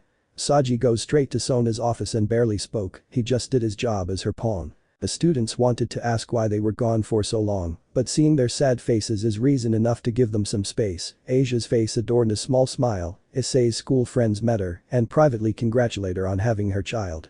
After school, they sit in the club room and from the window, they can see Issei's house in the distance. He's so close and yet so far. While everyone was enjoying their time in the underworld, Issei was flying on his own and saw a statue of his balance breaker. He flew down and landed in front of it. Issei. The details are extremely accurate, they really missed me. While he checking out the statue and reading the messages the people wrote, a blonde man and a blonde girl appeared behind him. It's Arthur Pendragon and his little sister Lefay. Lefay. You miss him too. Issei turned towards them and he looks familiar. Arthur. Have we met before? Issei smiled and scratched his head with his left hand, he's still wearing the gauntlet. Issei.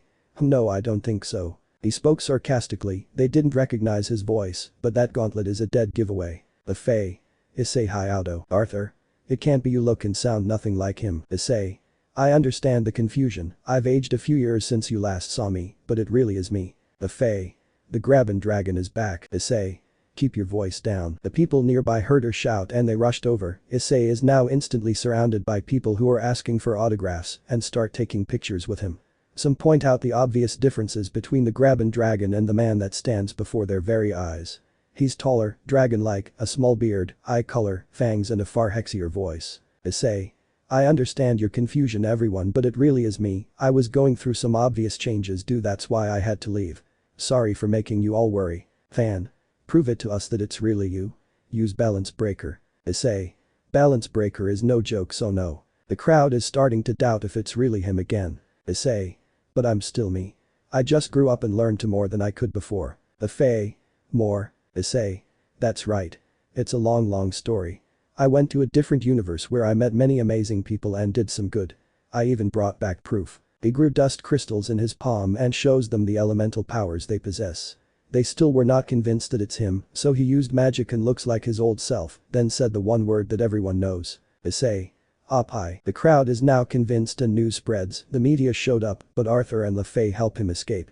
They get away and Lefay can't help but ask Issei about what happened. Issei. Long story short, I had a major falling out with my team and there's no coming back from happened, so Offa sent me to a universe she likes and I met some amazing people. Help them, they helped me and. Lefay. And. Issei. Instead of falling into love, I choose to walk into it with them. We defeated an immortal witch and her army of nightmarish creatures. I turned into a dragon and Drake has been set free. The people there have magic now and some have abilities called semblances. Those are unique abilities and most are different. Some are hereditary. You'll find out in time. Arthur. Forgive me for asking, but what kind of falling out did you have? You all seemed inseparable. Issei. Arthur, the girls cheated on me and my turning into a devil was a twisted plan from the start. Any love that comes after such a thing will not last. That's why I left and now that I have recovered, I'm back. Lefay. Wait, when a dragon's mate betrays them. Issei. The dragons fall. A curse that is indeed a cruel way to go, but one again, I found love so the curse is no more. Don't tell the media or anything. I only told you two because you two can be trusted now. Enough about me, what have you two been up to? Arthur. We are teachers in Sona Citri school. The children have been feeling down for about 2 months. Issei. Then let's go cheer them up. They go there and Issei's appearance makes all the kids happy again. He takes photos with them and everything. Sona is relieved to see them become happy again. Issei shared stories of his adventures in Remnant and even shows them the dust crystals. On his way back to the others, he saw a small building under construction. He saw Ravel and Riser managing it. Issei just looked away and carried on. He had dinner with everyone, but noticed that Neo is gone. Issei. Where's Neo? Holly. With Serziches and his family. They are currently traveling around the human world eating every flavor of ice cream they can. Issei. Okay, cool. Barrow. I'm worried that she might get sick. Issei. Dad, Graphia is with them. They won't dare eat too much. Mickey. Neo is such a sweet girl. Ruby. It seems like just yesterday that she tried to kill me. There's a silence which is later followed by laughter. They later went to Olympus. Zeus couldn't help but approach Issei's ladies or Blake's mother. Athena, Hera, Poseidon and Apollo stopped him. Issei stood some distance away of the Olympian and as did those who came with him. Issei. Back off Zeus, these ladies are with me, that's not how to treat guests, show some decency. Zeus. You dare stop me? Your gear is useless now boy. You can't beat me. He hurls lightning at Issei who divided it and then used it to cloak himself with it. He appears in front of Zeus at lightning speed and divided his power greatly. Issei felt incredibly strong, but Zeus felt weak. Tai is ready to kick Zeus in the nuts from hitting on Yang and Ruby. Hera. Zeus, you are a fool like always. Not every woman is your plaything, our mythology is a joke. Our guests have come from another universe and now their experience is ruined. I apologize for my husband's actions everyone. Please join us in the dining hall and we shall make it up to you. They all follow and Issei does too. Zeus. Boy, return my power. Issei. After my friends and family leave. He walks away. Poseidon.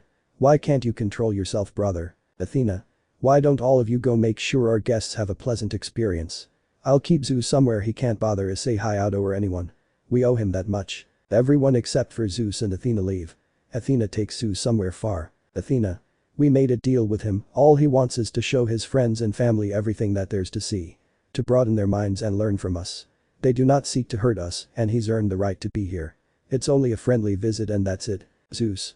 He took my power. Athena.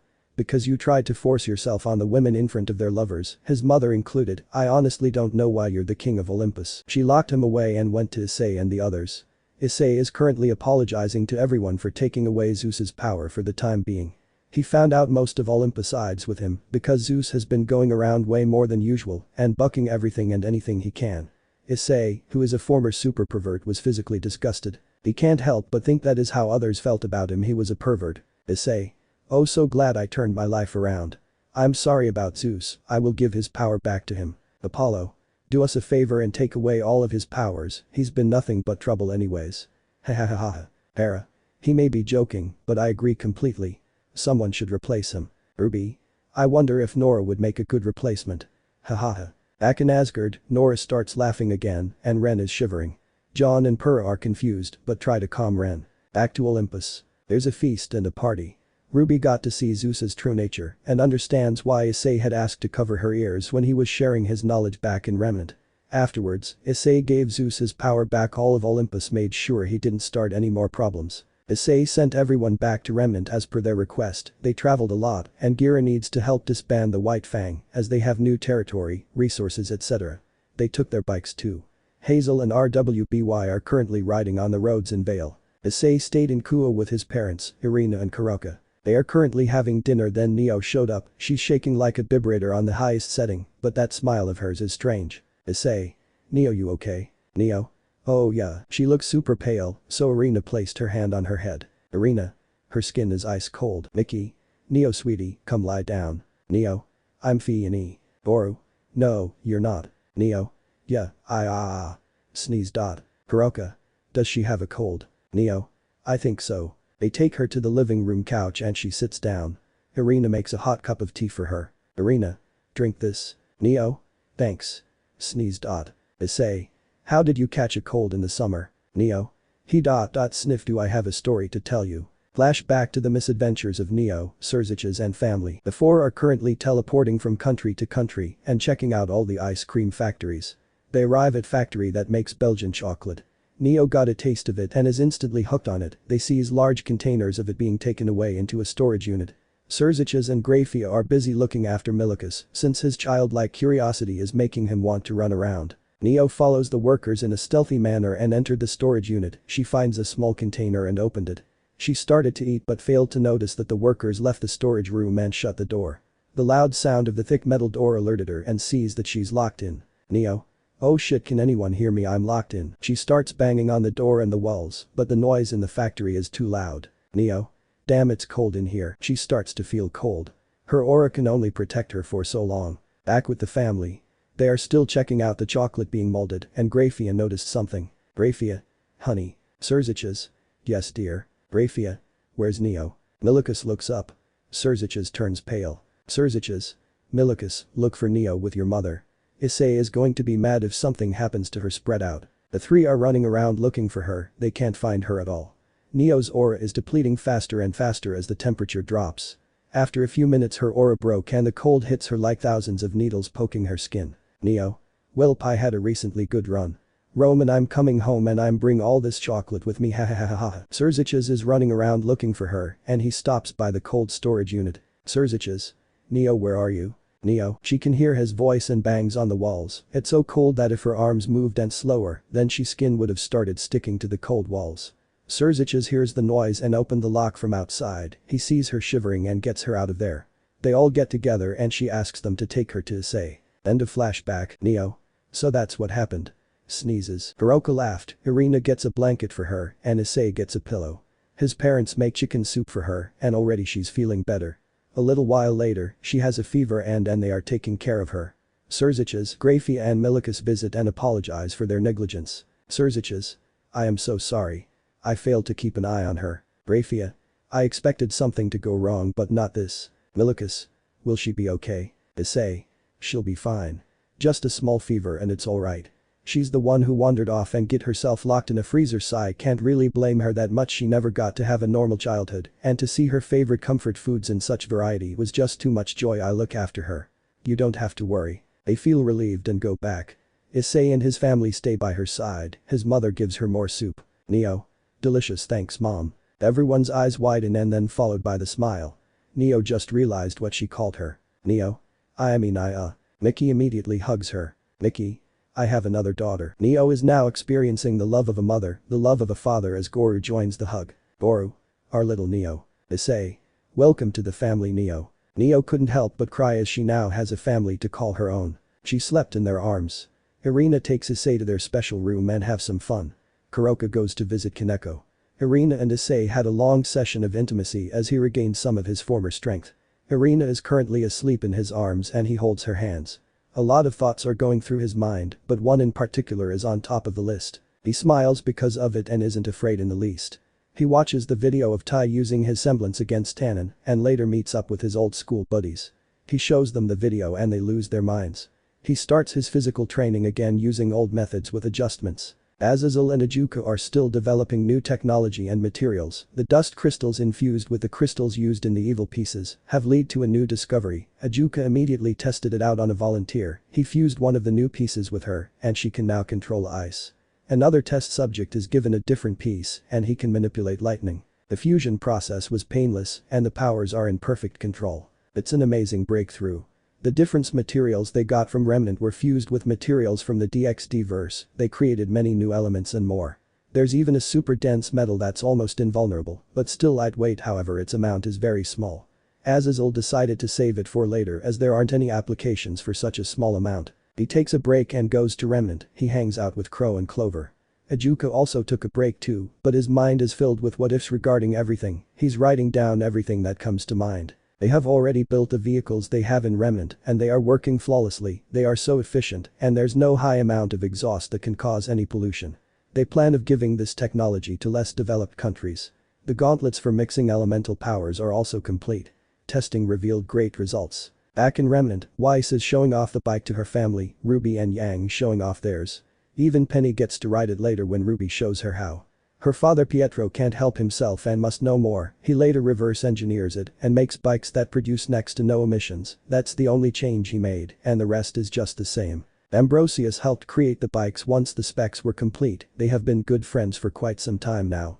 Maria is still a wild card and stole one bike she called Cardivan and revs the engine. Back in DxD, Issei just finished giving Kuroka a fun time after she returned. Like Irina, she's asleep in his arms. He's currently watching Naruto on his phone and is using his headphones as to not disturb her. He gets another idea and makes a note of it. After Kuroka moved around a bit in her sleep, he goes to Surziches to talks about a few things. Surziches. Hey, how's Neo? Issei. She'll be fine. Listen, there's something I want to talk to you about. Surziches. As do I. The people are celebrating your return. They want to see the Grab and Dragon return. Issei. That's what I want to talk to you about. I can't do that show. Surziches. What? Issei. You know why. I'm a huntsman now and there are so many changes happening. It's time we drop the op-eye dragon bit and let progress pave the way. People don't need to know that boobs are the reason all this happened. Surziches. But the people love it. The ratings are still on top even though it's been over 2 months since the last episode. Issei. Then how about a new show? Surziches. What could possibly top a grabbin' dragon? Issei. You guys can make a show inspired by the Huntsman and Remnant.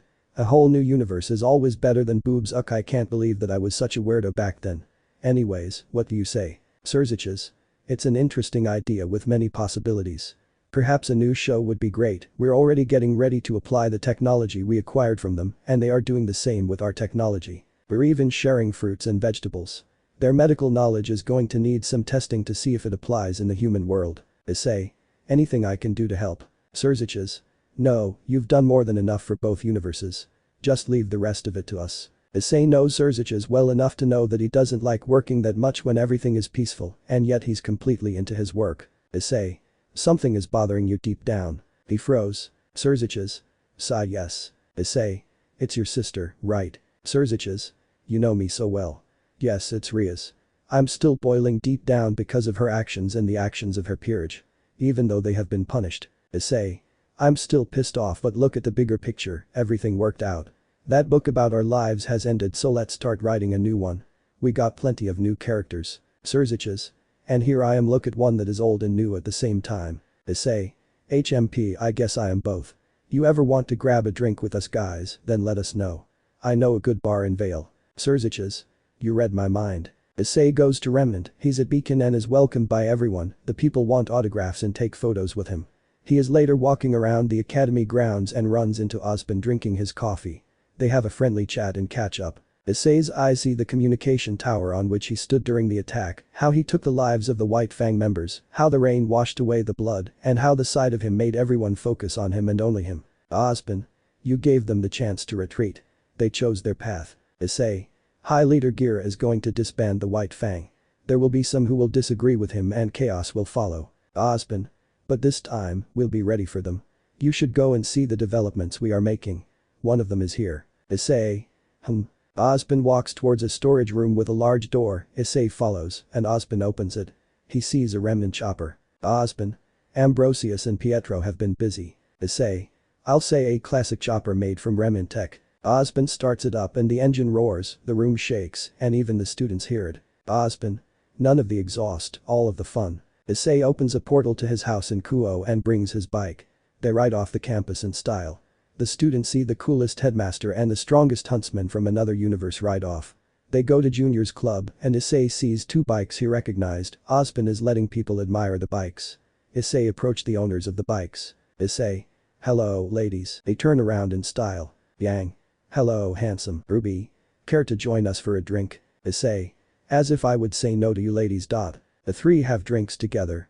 Junior is kind of worried about Yang messing up his club for the 25th time. The 3 pay and get ready to ride. Ospen joins them.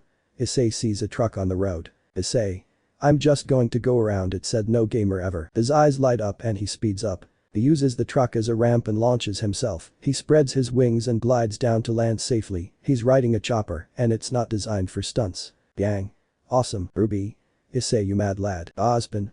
That looks like fun. The 4 ride and they go to Atlas via magic portal. Weiss and Hazel recognize the sounds of their engines and grab their bikes. They joined them and ride straight to Menagerie using their magic portal. That's where Blake joined them and so does her father and her mother sits behind him. They ride together and have a picnic. Raven appeared via her semblance and finds Issei. Raven. Sorry to bother you all but Tai needs Issei's help with something, but didn't tell me what. Issei rubbed a bridge of his nose, then picked 2 green scales from his arm and handed them to her. Raven. Why does he? Issei. Don't ask. Have fun. Raven. Okay. Ira is smiling and so is his wife. Hazel too. She goes back and handed Tai the scales. Raven. So why do you need these so badly? We could have been in bed right now. Tai. You'll see. There's something else you must do. Raven. Like what? Tai. Interlock your fingers and make a fist. She does what he says. Raven. Next. Tai. Make the fingers on any one of your hands point upwards. She does it. Raven. Tai this is way. He grabbed her hands with only one of his, pushed her against the wall, and put his other hand around her waist and kissed her. She's surprised by such a smooth move. Raven. Okay. That was pretty clever. Lemon skipped please read it on website. Tai. I say that we earned it. Raven. Agreed. Back to Issei, he takes his ladies on a date to the Dust Crystal Caves. They wanted to explore more of it together, they later got to have some alone with him too. JNPR is escorted back to Remnant by Thor himself. John has to get back to work and Pura stays with her family. She's a few months away from giving birth and had one hell of a honeymoon in Asgard. John is back and working hard. Winter appeared. John stands up straight and salutes her. John. General Schnee. Winter. At ease Agent Arc. He's at ease. Winter. Report. John takes out his scroll and shows her everything he recorded, from Kyodo to Asgard. Winter. Truly an amazing universe, Weiss showed the underworld to me. I wish to see it for myself. John. But who will be in charge while you're gone? Winter. Advisor Ironwood can look after Atlas with your help. By the way, how's your wife? John. Happy and healthy. We're just waiting for the kids to become part of the big family. Winter. You're having 2 kids. John. Twins. We recently found out that the Arcs, Xiaolong, Yatsuhashi and Calavera families are related. Salem's daughters lived and had families of their own. Winter. That's one big family. John. Yes, General. It was the mother of all family reunions. Still a lot to take in. Winter. As one would expect. Welcome back Agent Arc and return to your duties. John. Yes, General, and it's good to be back. Winter leaves and John gets back to work. He met up with the Aesops and trained while he talked about the DxD verse. Winter got in contact with Raven, Graphia, Lavinia, Penny and her family, along with Robin and her team. They traveled together to the DxD verse and they got to see the same places the others did. They even saw Volley introducing Sun to Biku and Sun Wukong himself. They hit it off immediately and Volley is worried to check out other places and that includes the Dragon Mountains. Tannon and Tiamat are there along with Dreg. Tiamat. And who are all of you? Raven. We're friends of Issei and Dreg. Dreg. I can vouch for that, but remember Raven, you aren't a friend to him. Raven. Willow. Miss Branwen, what is he talking about? Raven. Long story short, I made a mistake, but I apologized. It's in the past now. Winter. I'm sorry for coming here without permission, but we heard so much about this dimension and couldn't help ourselves. Tiamat looks at Raven a bit closely. Tiamat. You're related to Yang. Raven. I'm her mother. Tannon. I see the resemblance. I've met her father Mai Tai. Do tell him that I would love to have a rematch. Graphia. Wait, that implies that he. Tannon. Yes, underestimated him. He is the strongest human and like his daughters and Issei, he has a soul of a dragon. Come everyone, I shall show you around. They travel, Tannon gives a view of the underworld, Ravel, and the others who have finished construction of their cafe, see them fly over. Ravel. Hey, they're the ones who we saw in Remnant. Riaz and the others come out of the building. Riaz tries to fly up to try and talk to them, but the seal activated and she loses control. She falls and Saji caught her. Saji. Riaz, you know we can't. Riaz. I was hoping they could tell Issei to talk to us. Saji. We'll cross paths with him eventually, let's get back to work. He lands and they all go back into the cafe. Riaz just looks at them fly off into the distance. Only Kaneko noticed Seraphol and Coco walk right into the cafe while holding lots of bags. Seraphol. Ravel, how's the cafe going? Everyone except for Kaneko is startled. Coco. You guys built this place. It's pretty cool, I love cafes. Ravel. The cafe opened today and yes, we built this. Care to be our first customers? Coco. Sure. They get their first customers and they make a delicious cake and serve it with coffee. Seraphol has a milkshake. Kaneko walked over after they finished eating. Kaneko. Was it to your liking? Seraphol. Not going to lie, it was delicious. Coco. I'll say I love this dimension. Zenobia. Wait, you're from Remnant. Coco takes off her sunglasses and looks at everyone. Coco. I remember you guys now, you caused a lot of trouble for a good friend of mine. Asper. Is it? Coco. You guessed it, Shorty. Issei. Riaz. Please don't, I can't. She goes to the back as her seal activated. Same with those who wanted to ask Coco to relay a message to him.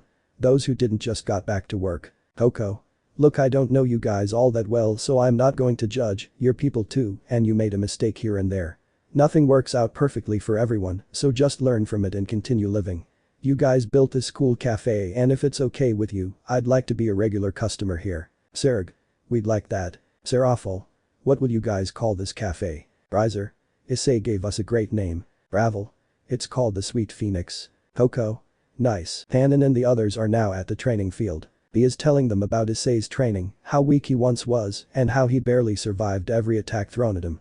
They saw the place and it looked like hell. Whitley. What happened here? Tannon. Training young Whitley. Issei has started training again to regain his strength and little by little, it becomes more intense. Tannon and Graphia take everyone to the familiar forest. Lavinia. I haven't been here in quite a while. Klein. This place is giving me the creeps. Whitley. That makes 2 of us. Willow. 3 of us. Tannon. Worry not, it is safe. While Tannon and Graphia show them the variety of creatures here, Tannon is on the alert, so are Lavinia and Graphia. Winter. What's going on? Tannon. 2 dragons are brawling and they are coming our way. Tannon and Graphia created a barrier to protect everyone as the 2 dragons burst through the trees, Raven readies her sword, and Winter summons Grim. Tannon grabbed the 2 by their heads and slammed them together, he then throws them several meters. They slowly get up. Tannon. You 2 again. He scolds the silver and dark red dragons, they are so young but still big. Penny. You know them. Tannon. Yes, these 2 are dragons that have been cast out because they cause too much damage, despite our attempts to teach them. They do not yield and they are not very intelligent. Willow. Poor little ones. The 2 dragons growl and move into attack, but Winter's Grim subdue the silver dragon, while Raven used dust to trip the dark red dragon and held her blade to its eye. Winter does the same to the one she took down. Raven. Move and this sword will kill you. Winter. I dare you to make a move. They showed no fear as they took down the dragons, they look into their eyes and the dragons summit. Robin. How did you 2 do that? Joanne. I want to know too. Fiona. I hope they don't like lamb chops. Gulp. May. They move and they're dead. Tannon.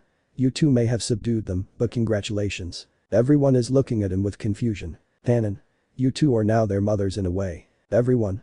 The whole forest echoed. Winter. Please explain. Tannon. I'm getting to that. Dragons like these 2 are very rare and they bow to females regardless of species who are basically you 2. Strong, fearless in battle and still know compassion and know how to fight. Those who fight dragons and come out on top or are at least evenly matched are respected by dragons and some develop a different bond entirely. Raven. I already have a daughter. Winter. I'm not ready to be a mother. Whitley. Well, I'll be a dragon's uncle. Hahaha. Graphia snickers and so does Penny and Lavinia. Tannon. You see, they are at that critical stage where they imprint on females like you 2 as I have mentioned. They see you as their parents from now on and it can't be undone. You can have them as your pets in a way. You'll be training them, looking after them like parents or pet owners do. Penny. Never have I seen a dragon look down on other dragons. Tannon. We usually don't, but these types aren't particularly strong compared to most dragons or anyone with middle-class strength. So once again, congrats on having these 2 join your side. Robin. Wait till Crow hears about this. Hahaha. Tannon later opened a dragon's gate to Issei and they travel through it. Issei is in his house in Mantle. He hears people freak out. He looks out the window and he sees the reason why. He walks out of the house and approached them. Issei. Traveled to my universe. Klein. Indeed. Issei. Familiar forest or dragon's territory. Graphia. Familiar forest. Issei. Juvenile idiot dragons. Penny. Yup. Issei. Raven in general. Shni subdued them. Raven. Unfortunately yes. Issei. Now you 2 are their mothers. Winter. In a way, yes. Issei. 2 dragons with tiger mothers. Never thought I would see that. Fiona. What's a tiger? Issei. A big cat like a saber, grim but more majestic and beautiful. They look after their families and they are strict. Raven. I'm not even offended. Winter. Nor am I. Penny. Team rwby have their pet Grim and these 2 have their own dragons. We have first 2 dragon tamers in all of Remnant. Issei takes a photo and sends it in a group chat. Robin. Well ladies, we had a nice trip. Let's head back to the office. The happy huntresses leave. Winter gets a call from Weiss as soon as she saw the photo. Crow was tempted to start drinking again because of the sheer absurdity. Yang, Tai and Ruby are kind of happy to have a pet dragon. Winter and Raven slowly find their dragons to be quite obedient. When Ironwood found out, he was very impressed that Winter tamed a dragon, same for Raven. Issei is currently training using heavy weights around his body while running from both Drake and Tannon. In the following months, he regained a lot of his original strength and the effects of the burnout are almost gone. Purra and John had twins named Leonidas and Felicia. Emerald and Mercury had a little girl named Annie. Mercury got a good paying job working at Junior's Cafe. Cinder, Neo and Hazel worked there too, while Emerald was with her daughter. Mercury is always there for the 2, and when he's had a long day, she creates multiple illusions of their daughter to cheer him up. They got married too later on. During that time period, Blake's and Ruby's birthdays came and went. Issei got Ruby a gun which can fire bullets that always hit the targets. He got 50 Shades of Grey book for Blake. Issei is back in Kuo and it's graduation time for the 4th years. In this story, there are 4 grades in Kuo Academy to match the timelines. Issei is here with Kuroka and both are wearing disguises. Sona, Tsubaki, Rias and Akeno graduated, Asia is now the president of the org, and Irina is now the student council president with Kaneko as the vice president. Serafal is crying tears of joy, Ria's family is there to congratulate her, Akeno's father is there for her too.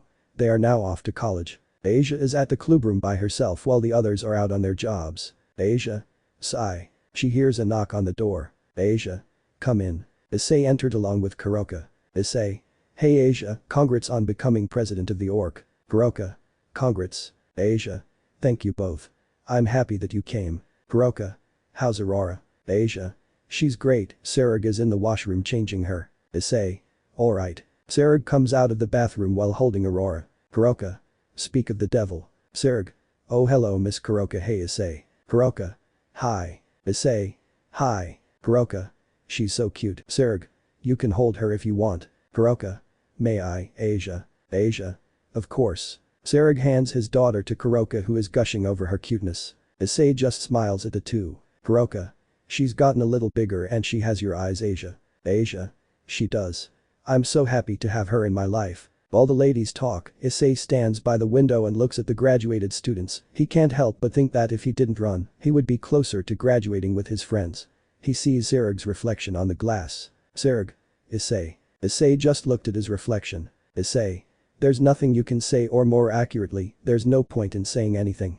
You can't undo the past. Serg. Issei. Are they happy? Serg. Whom are you referring to? Issei. Your parents and brother. They have a granddaughter and a niece now. Serg. Both Asia and our daughter are already family, they love them to no end.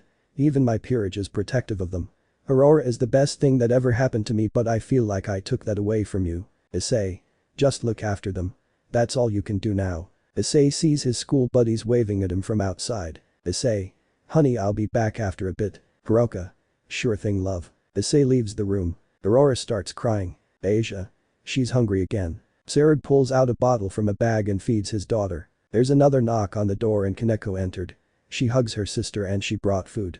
Issei had already jumped out the window and met up with his old friends and they couldn't help but ask him about Tai. They later watched Naruto together and the similarities between Madara vs Guy and Tai vs Tannon are worth cheering over. Issei is in sync with the Pain character and his friends can't stop themselves from going all fangirl and fanboy on him. His voice matches with some of the most iconic villains in anime history.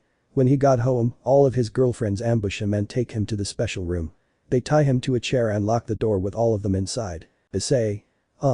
What's going on? Cinder snaps her fingers and music starts playing. Issei is turned on and is very impressed by their choreography. When the girls finished their dance, Issei broke through his restraints and stood up. Boost boost boost boost boost boost. Issei.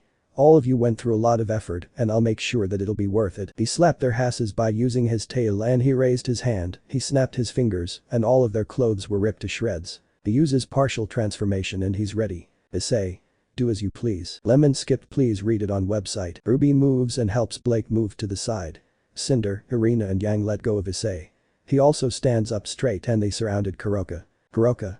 Is something the matter? They all take a deep breath and say in unison. The 6. Happy birthday Kuroka. Kuroka. Blake. Did you really think that we would forget? Kuroka. I forgot that it's my birthday. Irina. Then tonight, we can do anything you want. Cinder. It'll be fun. Issei. Tonight, anything you want shall be yours. Just name it. Kuroka. Okay then I have a 2-part request. Yang. Name them. Kuroka. I want to be the dominant one tonight. Just for a bit. Issei. Done. Your second wish. Kuroka. I want kids. He smirked. Ruby said the same thing, but that was to make herself look hexy. Kuroka actually means it. The girls look at each other. Issei. We're gonna bring them back from the brink of extinction together. Kuroka cries tears of joy, she jumps him and he caught her, he turns around and falls on the bed. Issei. Go for it Kuroka. Lemon skipped please read it on website. Kuroka. How are you so good? Issei. All of you know of my former nature, I did in-depth research on a woman's body and you are currently experiencing it. Yang. Don't make us jealous. Issei. All of you need only ask and you shall receive. After some time in the onsen, Kuroka can walk again, she feels so loose and brushes her hand over her belly every 10 minutes, followed by a smile. They go and get dinner then dessert together. Irina had noticed that Kuroka misses something and pulled Issei aside and whispered something to him. His eyes widen and then he looked at Kuroka, he agrees with Irina and opened a portal to a certain someone. They get back to the household, there awaited Kaneko, along with Issei's parents holding a cake. Gira and Kali are there too, along with Yusaka and Kano. Kuroka. Wh what? Everyone. Happy birthday Kuroka. She can't believe this is happening. Kaneko hands her the cake. She looks at her then takes the cake, then it finally clicked, Kaneko is inside Issei's house. She looks at him with a surprised and worried expression. She sees that he's completely calm and smiling. Issei. It's your birthday. Your family should be here too. She smiles and puts the cake down, she hugs her family, Irina pulls out the knife Issei left for her before he left, and they cut the cake. He's touched that she kept it. Later, they did a small photo shoot with Kuroka. Her best photo is the one in which she smothered chocolate on her pink lips using the knife. It's a close-up photo, and damn she looks seductive. Use your imagination dear readers. Other photos include everyone standing behind her as she sits like a queen. She takes pictures with her adoptive family, with Kaneko, Issei, Yusaka and Kano too. After everyone went home, Issei sits on the couch and relaxes. He's tired after the busy day, but happy. Kaneko sat next to him. Kaneko. Hey. Issei. Hey. Kaneko. Thanks for inviting me. Issei. Thank Irina, it was her idea. Kaneko. Still, you were the one who brought me here to help her celebrate so again, thanks. He nods. Kaneko. Issei-senpai if you want to say something to me then say it. Issei. Okay don't call me your senpai, I left the academy so I'm no longer your senior the others are probably worried about you. Kaneko. Maybe how did you break the seal on me? I couldn't go anywhere near you or your loved ones. Issei. I used my dress break in a different way, I'm going to call it spell break now. You can come here only when Kuroka invites you. She smiles. Kaneko. Thank you it's pretty late. Can you drop me off? Issei. Okay. He opens a portal and she says farewell, she stepped through and the portal closed. Kuroka appeared from behind. Kuroka. Thank you for that. Issei. I wasn't going to let my anger ruin your birthday babe. Let's go to bed. Kuroka. Sure. Issei and Kuroka go to the bathroom, while Issei is taking a shower. Kuroka removed the patch in her clothes, she joined him and they take a shower together. Issei went to bed and Kuroka joined soon after she finished drying her hair and tails. When she stepped out, she saw a birthday present with a tag. It's from Blake. She opens it and it's a pair of earrings and a necklace made from a rare gem that is found only in Menagerie. She puts in a safe place and sleeps in Issei's arms. Back in Remnant. Weiss. Sorry I missed a party, a few criminals started a riot for no reason, John and I had to step in to handle it. Ruby. Kuroka understands, here we brought you a slice of cake. Weiss takes the cake and starts eating. Weiss. Sweet. Yang. You made another pun. Weiss. When did I make the first one? Yang. When you told us that the people of Atlas are and I quote cold as ice. Ruby. You didn't even realize it until now. Hahaha. Weiss. FML. Blake. Giggles. Yang. JNPR missed out too, John was helping you, Pura is with her kids, not sure why Ren and Nora couldn't make it. Weiss. I talked to them, Nora upset her stomach after eating too much, so Ren took her to the doctor. Ruby. Poor Nora and Ren. Blake. Anyways, we'll hang out with Kuroka later, she's tired after having all that fun even more than us. Weiss. Oh just say it, Issei bucked all of your brains out in hers. Ruby. She said that it was her best birthday ever. Blake. Yup it was oh my brother gods. Weiss. Blake. Guys we never celebrated Issei's birthday. Weiss nearly choked on her cake, Ruby and Yang froze. Yang. No. Blake. Think back, he never told us when his birthday is, we never really looked at his human world ID card and when we finally did find out it was during the time when he was depressed after waking up from his coma, I don't think he even remembered that it was his birthday. Yang. And it's been almost a whole year since then. Ruby. Which means that his birthday is coming up. Team RWBY immediately start planning something for his birthday. Weiss even asked Volley for advice, along with Grafia and Lavinia. Grafia tells Surziches who tells Azazel who nearly dropped the giant gravity dust crystal he was carrying. Azazel. That way too close, if I had dropped it then the facility could have been sucked into a black hole, hahaha another SCP anomaly hahaha. I better think of a present for him, but what can I get for a man that has everything? He has friends and family, money, a roof to sleep under, 6 real lovers, adoration and respect, along with actual power and influence him. Grim growl and howl in a nearby cage. Azazel. Shut up, Grim. Whimpers. Azazel. That's more like it. Oh Issei doesn't have a pet everyone needs a pet at some point in their lives. A few days later, Issei and the girls are out on a mission in Remnant. They just hunted down a large group of Grim and are camping for the night. Issei built stone walls around them as a makeshift tent and a fire. The girls are currently asleep and Issei is planning something. Issei. Sigh here I go doing it again. He walks inside the tent. A few more days pass and it's not his birthday yet. Issei is called to the newly named continent of Drago. Issei used to call it the Grimlands. The girls called him to the cave and they said that they have a surprise for him, little do they know that he does too. He reached the cave and the girls lead him inside, they take him deep inside and he's wondering why. They suddenly sprint and he loses sight of them, he increased speed and sees a bright light, he goes towards it and reached an open area, his eyes widen when the girls end down on one knee, they are holding a ring in their hands. Neo is hiding in the corner recording. Issei, Arena. So what do you say, Issei? Yang. Will you marry us? He chuckled and gets on one knee, the girls are confused until Issei pulls out a box with 6 rings inside. Issei. I was going to surprise you ladies and propose to you all one by one, but you beat me to it. I see it now more clearly than ever, after seeing this, how could not love you all? Every girl's jaw dropped. Arena. So should we say our answers together? Ruby. All together now. Issei, rwby, Cinder, Kuroka and Arena. Yes, I will marry you. They immediately hugged and kissed. Issei puts the rings on their fingers and they put the 6 rings on his finger. Neo stops recording and wipes away her tears. Neo. Way to go bro. Hi, fanfic nerd here, there was a lot of lemon in this video and a really good ones. If you want to please consider reading it on website. Let me know in the comments below if you guys want the next part. Also check out my other video that has been shown in left. Thank you for watching, if you enjoyed this video please like and share this video. And have a fantastic day, bye.